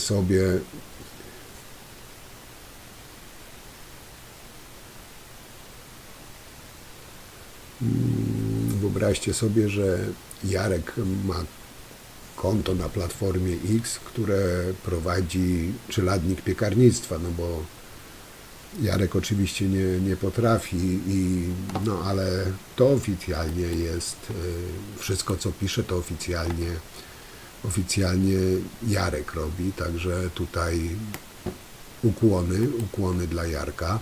Tutaj ktoś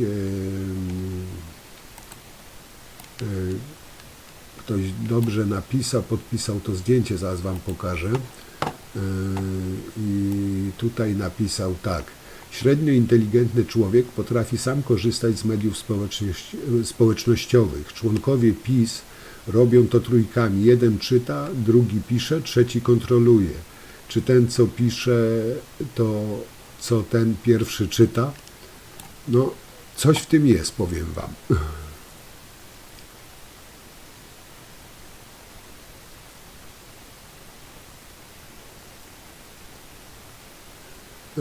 Krzysiek, no nie licz na merytoryczną wypowiedź pisowca.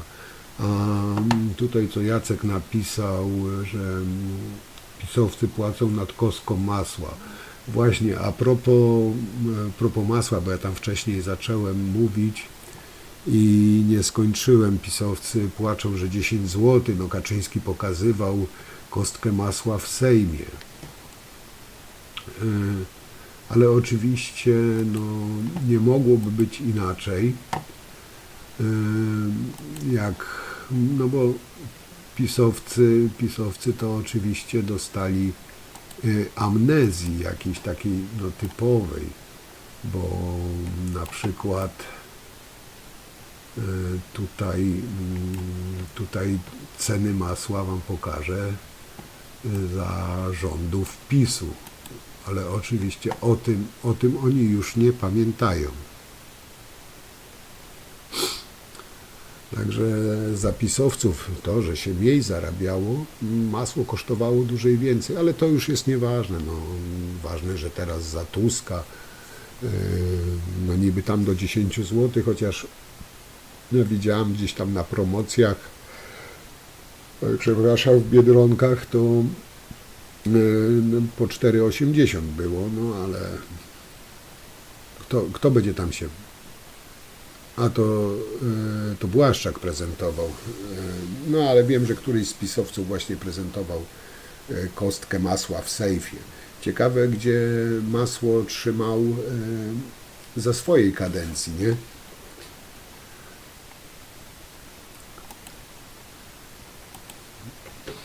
No ale to jest taka właśnie typowa hipokryzja pisowców. No jakoś też nie wspominają, nie narzekają, że za PiS-u na przykład tona węgla kosztowała 3000 zł, teraz kosztuje 1400, no ale kto by tam się takich drobiazgów czepiał, nie?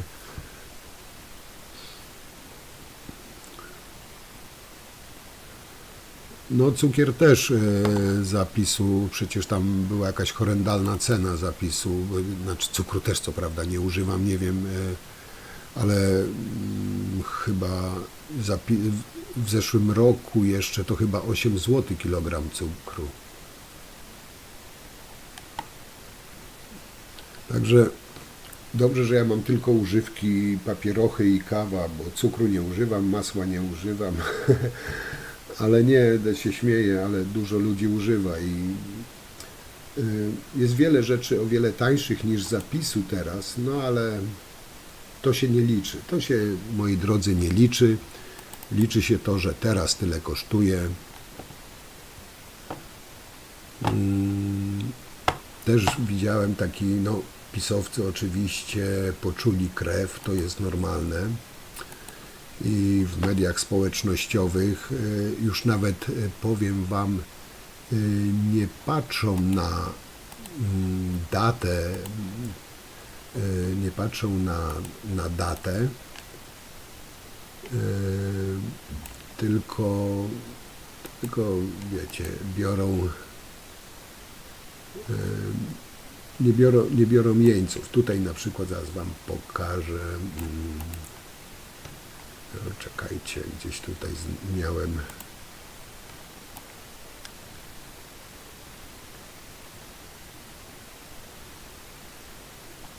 Tutaj wrzucił jeden inteligentny pisowiec na przykład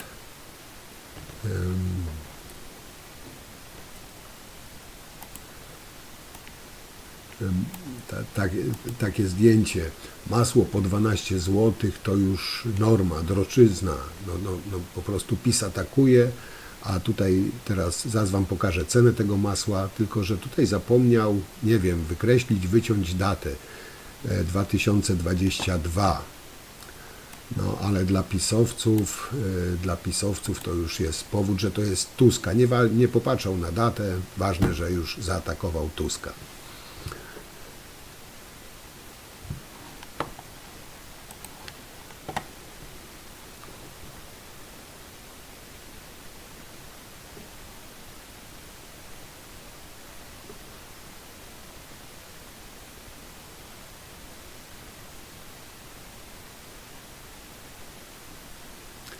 Maksiu, ale to jest nieważne, że oni zamknęli 14. Ważne jest to, że PO zamknęło. A to, że mniej zamknęli, no kto będzie się tego dopatrywał? No, przecież oni przemawiają do swojego elektoratu, a nie do inteligentnych ludzi.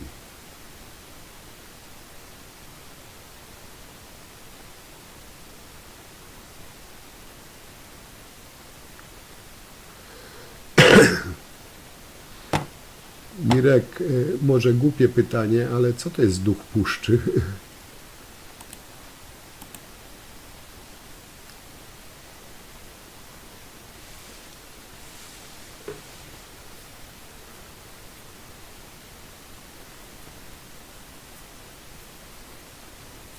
Aha, dobra, już wiem, co to jest. Nie było pytania.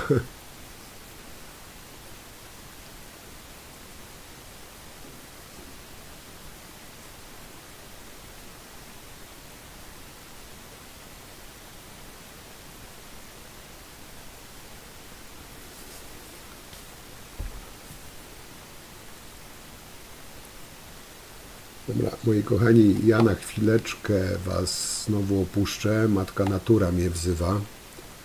Także, przepraszam Was na moment, zaraz wracam.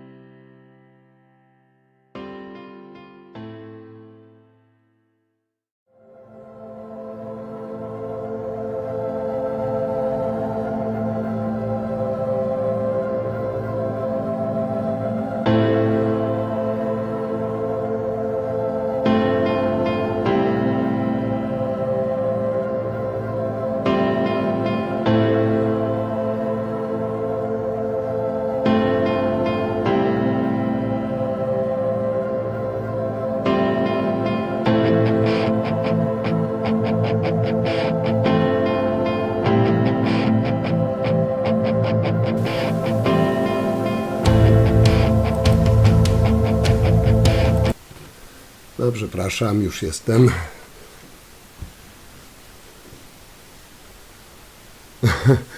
Jarek, jak zwykle, złośliwcu jeden.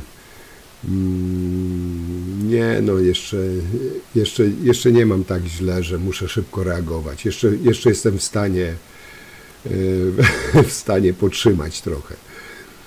Także jest dobrze. No ale z matką naturą jeszcze nikt nie wygrał.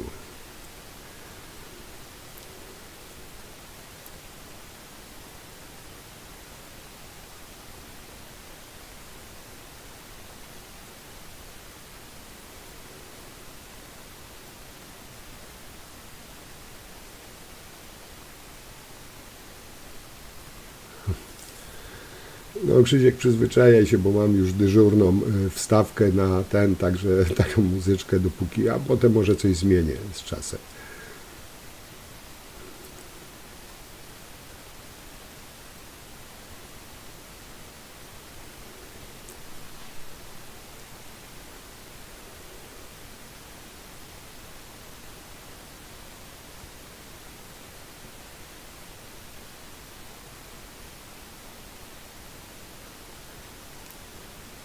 Oliwia, no i jak nie? No zobacz, jak Ziobro cudownie ozdrowiał. No myślisz, że kto go tak wyleczył?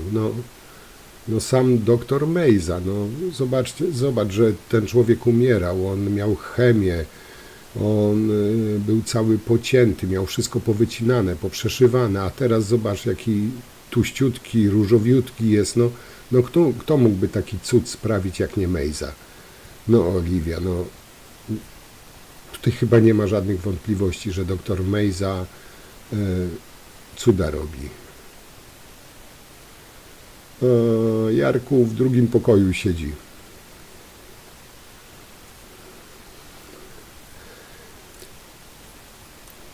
Siedzi w drugim pokoju i sobie tam na swoim komputerku coś robi.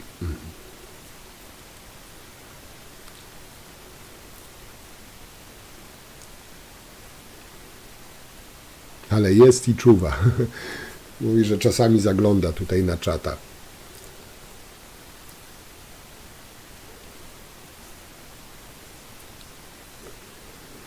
No ale my się śmiejemy, ale Mejza to kolejna taka wredna osobowość, nie? Zobaczcie, jak on kiedyś wyglądał. On, nie wiem, ja mam wrażenie, że Mejza naoglądał się Supermana i że zapuścił wąsy i założył okulary, to że go nikt nie rozpozna. Ale to tylko moje takie wrażenie.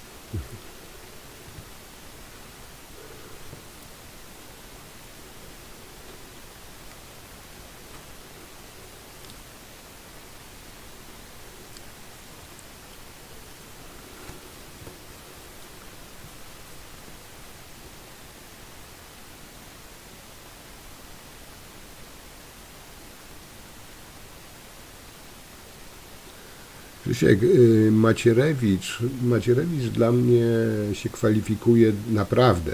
Nie to, że tam się nabijam, ale ten człowiek naprawdę kwalifikuje się na leczenie psychiatryczne i to w zakładzie zamkniętym, bo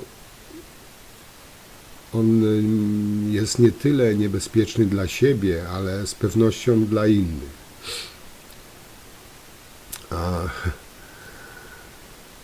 Zobaczcie też właśnie Macierewicza, jaki bezczelny jest, nie? Zabrano mu prawo jazdy i tak jeździł, jak tam go złapali, że ten i co, zasłonił się immunitetem i co mu zrobić? Nie wiem, dla mnie immunitety powinny być ściągnięte albo być naprawdę w jakichś takich poważnych sprawach, bo zobaczcie, że ci wszyscy politycy, sędziowie, kto ma tam ten immunitet, może jawnie łamać sobie prawo i ma to głęboko w dupie, za przeproszeniem, bo zasłoni się immunitetem. Jest nietykalny.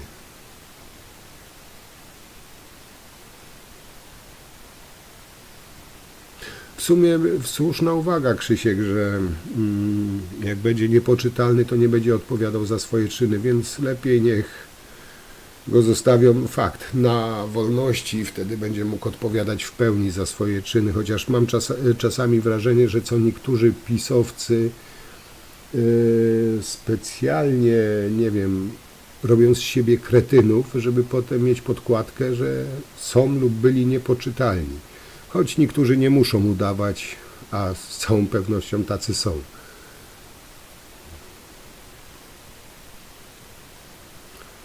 No Paul, no ja nie mam wątpliwości, że to jest bohater narodowy. No, przecież no, tak dzielnego człowieka, tak oddanego sprawie, takiego patrioty, to świat nie pamiętał. No oczywiście zaraz za Jarosławem, zawsze dziewicą, bo Jarosław, no jak wiesz, on się nawet nie bał, zrobił tęgą minę i wszedł między zomowców w stanie wojennym. No, przynajmniej podejrzewam, że taki sen miał, no ale Jarek to prawdziwy opozycjonista.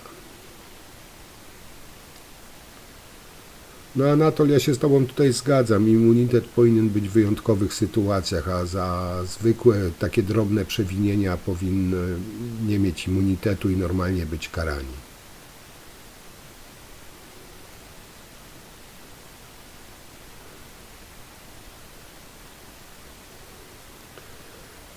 Jacek, nie wiem, czy też to zauważyłeś, ale tak jak ja to widzę, to oni sobie na tej tragedii smoleńskiej zrobili po prostu paliwo wyborcze do tłumiania. Zresztą weź tych całych klub Gazety Polskiej, tych wszystkich oszołomów, przecież oni zrobili religię smoleńską. Przecież im nie chodzi o to, żeby jakaś była prawda, żeby to wyjaśnić, bo to wyjaśnione jest dawno. Oni to kręcą już od tylu lat, bo robią na tym politykę i tak jak powiedziałem, dla mnie to jest po prostu 99,9 pisowców to same takie bezduszne sukinsyny, które użyją wszystkiego i wszystkich, nawet martwych, do swojej brudnej polityki.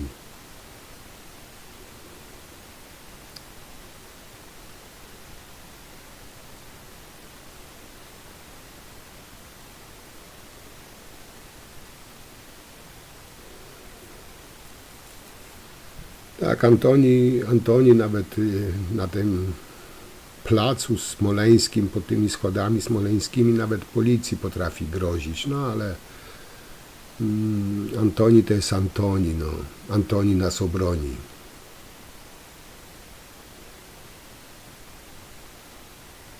No Paweł, masz rację, to jest sekta i to sekta fanatyków takich, no, oni cię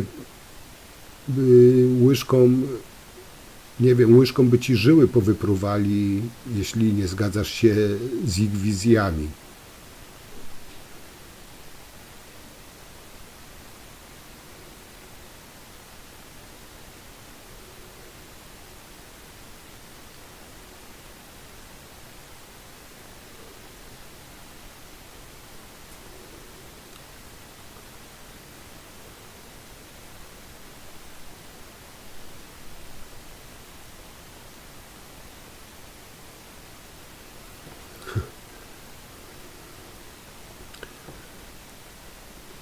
Paul, kiedyś ktoś fajnie powiedział, że największy przekręt komunistów to był taki, że założyli partię PiS.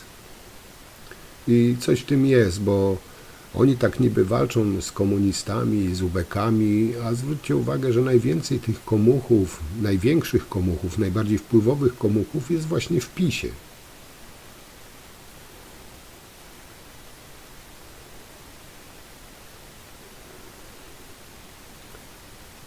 Zresztą o tym już nieraz materiał też robiłem i nieraz już, że tak powiem, wyjaśniałem, pokazywałem te powiązania pisowców. Że to jest jedna wielka komuna, jeden wielki przekręt.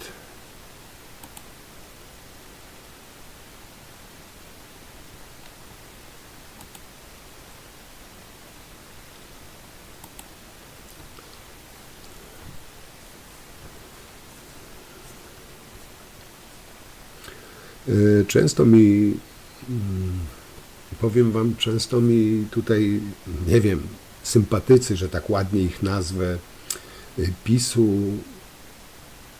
zadają pytanie, czemu ja tak nienawidzę PiS-u, czemu ja tak jadem zionę. Ja zazwyczaj odpowiadam, że nienawidzę PiS-u z tego samego powodu, co oni, na przykład Tuska. A to nie jest nienawiść, tylko chęć dążenia do obnażania ich skurwysyństwa, że tak się brzydko wyrażę.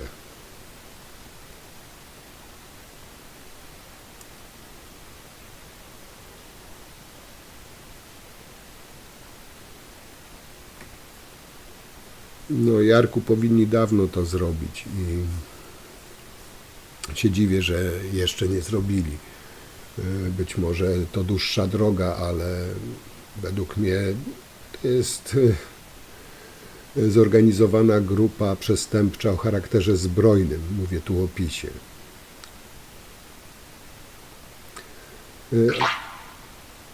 Anatol, no jest ponad 6 milionów i ja tak wcześniej mówiłem, musi nastąpić zmiana pokoleniowa, żeby cokolwiek się w tym kraju zmieniło. Bo na razie to ja to blado widzę. Zresztą powiem wam, że czasami mam takie wrażenie, że politycy każdej maści podpuszczają społeczeństwo na siebie, bo jak to kiedyś ktoś mądrze powiedział, że ze skłóconym społeczeństwem jest łatwiej rządzić. I coś w tym jest.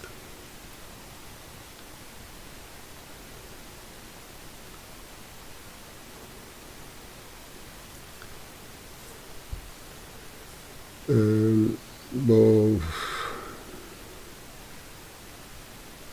chciałbym wam powiem dożyć powiedzmy czasów, że polityk będzie politykiem, a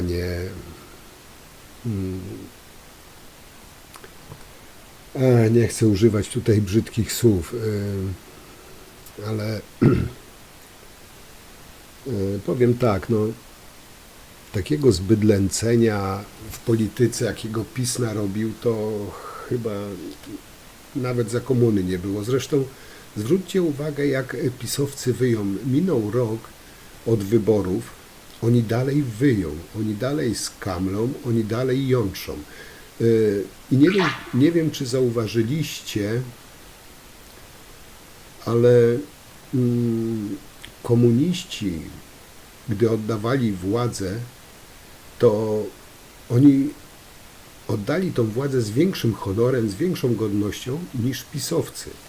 Po prostu wyprowadzili swoje komunistyczne flagi z gmachu Sejmu i nie ujadali w mediach, nie ujadali, pochowali się po kątach, czy tam się przyszywali do innych partyjek. Odeszli z podniesioną głową. Pisowcy po prostu skamlą jak kundle już rok czasu i nie mogą się pogodzić, ale z drugiej strony, no, jak się mają pogodzić, jakim takie koryto, tak wypasione koryto, no takie pieniądze przeszły koło nosa.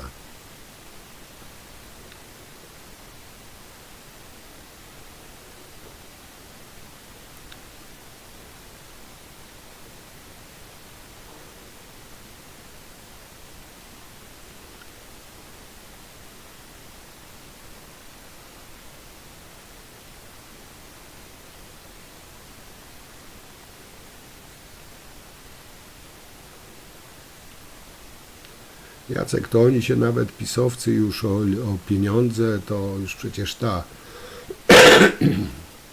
ta odwaka to już nawet tam upominała, że teraz nie powinni się Telewizja Republika upominać o pieniądze, bo teraz bardziej są partii potrzebne. Zobaczcie, okradali przez 8 lat tych biednych ludzi, a teraz od nich żebrzą pieniądze. No, jak to inaczej można skomentować?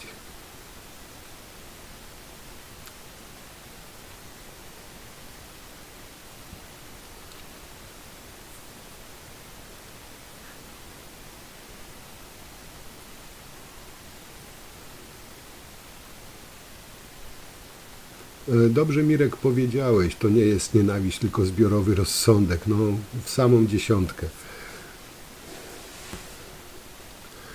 No tylko, że pisowcy są przesiąknięci jadem, przesiąknięci nienawiścią i swoją miarą mierzą też innych.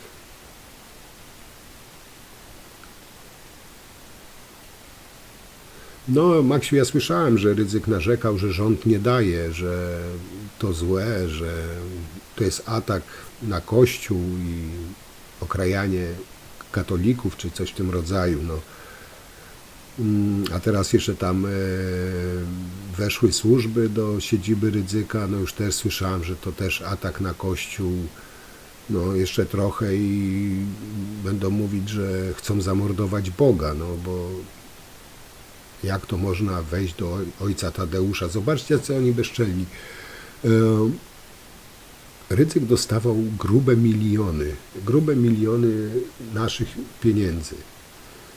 Bez żadnej kontroli, jakiejkolwiek kontroli, na co je wydawał, po co je wydawał, kiedy je wydawał. Teraz, gdy się zaczęły kontrole, jest skamlanie, że to jest atak, że bodnarowcy atakują Kościół. No.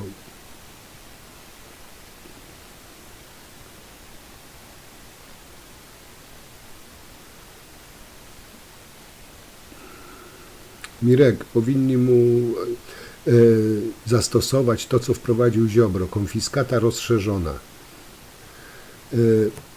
Ja mam nadzieję, że ta obecna koalicja, że ta obecna koalicja w końcu dobierze się do dupy i Rydzykowi i chociaż część naszych pieniędzy odzyska. Chociaż do odzyskania nie tylko od Rydzyka, no jest po prostu niemożliwe tych wszystkich pieniędzy. Jarku, miło było Cię widzieć. Mam nadzieję, że za tydzień też będziesz. Trzymaj się, kolego, i do następnego.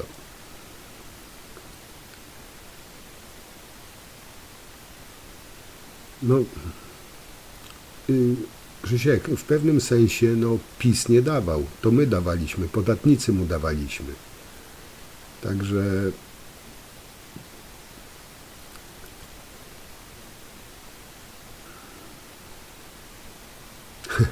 żegnaj, kochanie.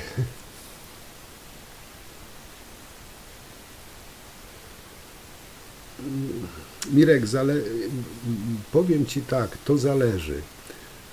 Zależy, kto będzie się dobierał do tej sprawy. No, nie ma ludzi nie do ruszenia tak naprawdę. Tutaj zależy od tego, jak będą do tego podchodzić.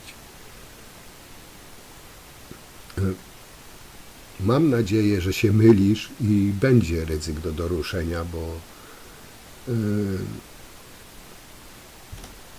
ten pasożyt, ja mówię tu o Rydzyku, ten pasożyt tak wydoił budżet państwa, że to się w głowie nie mieści.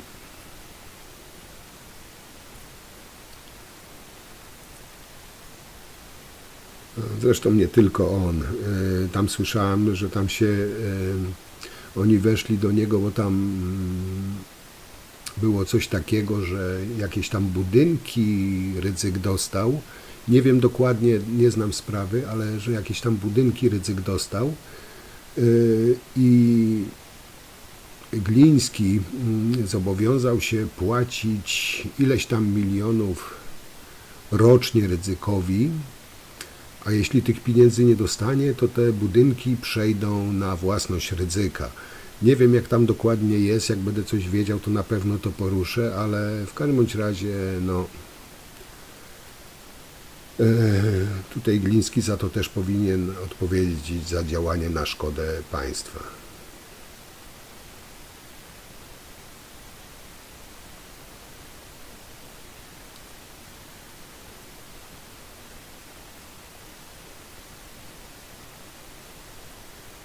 Bożena, ale ty to teraz tak w żartach mówisz, czy to coś tam jest już wiadomo na ten temat? O Romanowskiego, no bo też słyszałem, ale się okazało żart, że się na plebanii w Dąbrowie Górniczej schował.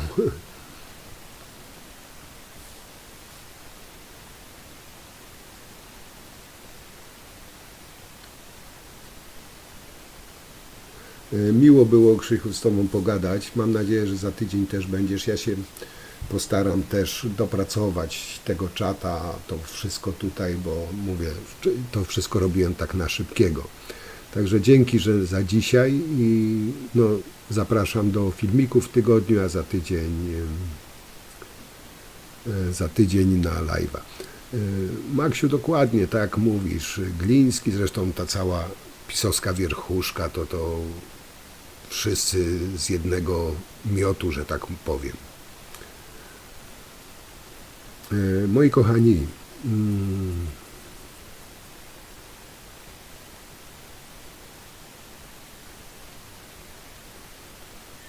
dzięki, Krzychu. Moi kochani, ja też będę powoli kończył, bo to już tak, no już, nie już, strasznie szybko mi z Wami czas zleciał, to już 3 godzinki zleciały, także mam nadzieję, liczę bardzo na to, że za tydzień znowu się na live spotkamy. Tak jak mówię, ja postaram się dopracować to wszystko, bo to wszystko robiłem, montowałem na szybkiego wczoraj wieczorem. Romku, ja dziękuję Ci zawsze, że jesteś, że byłeś.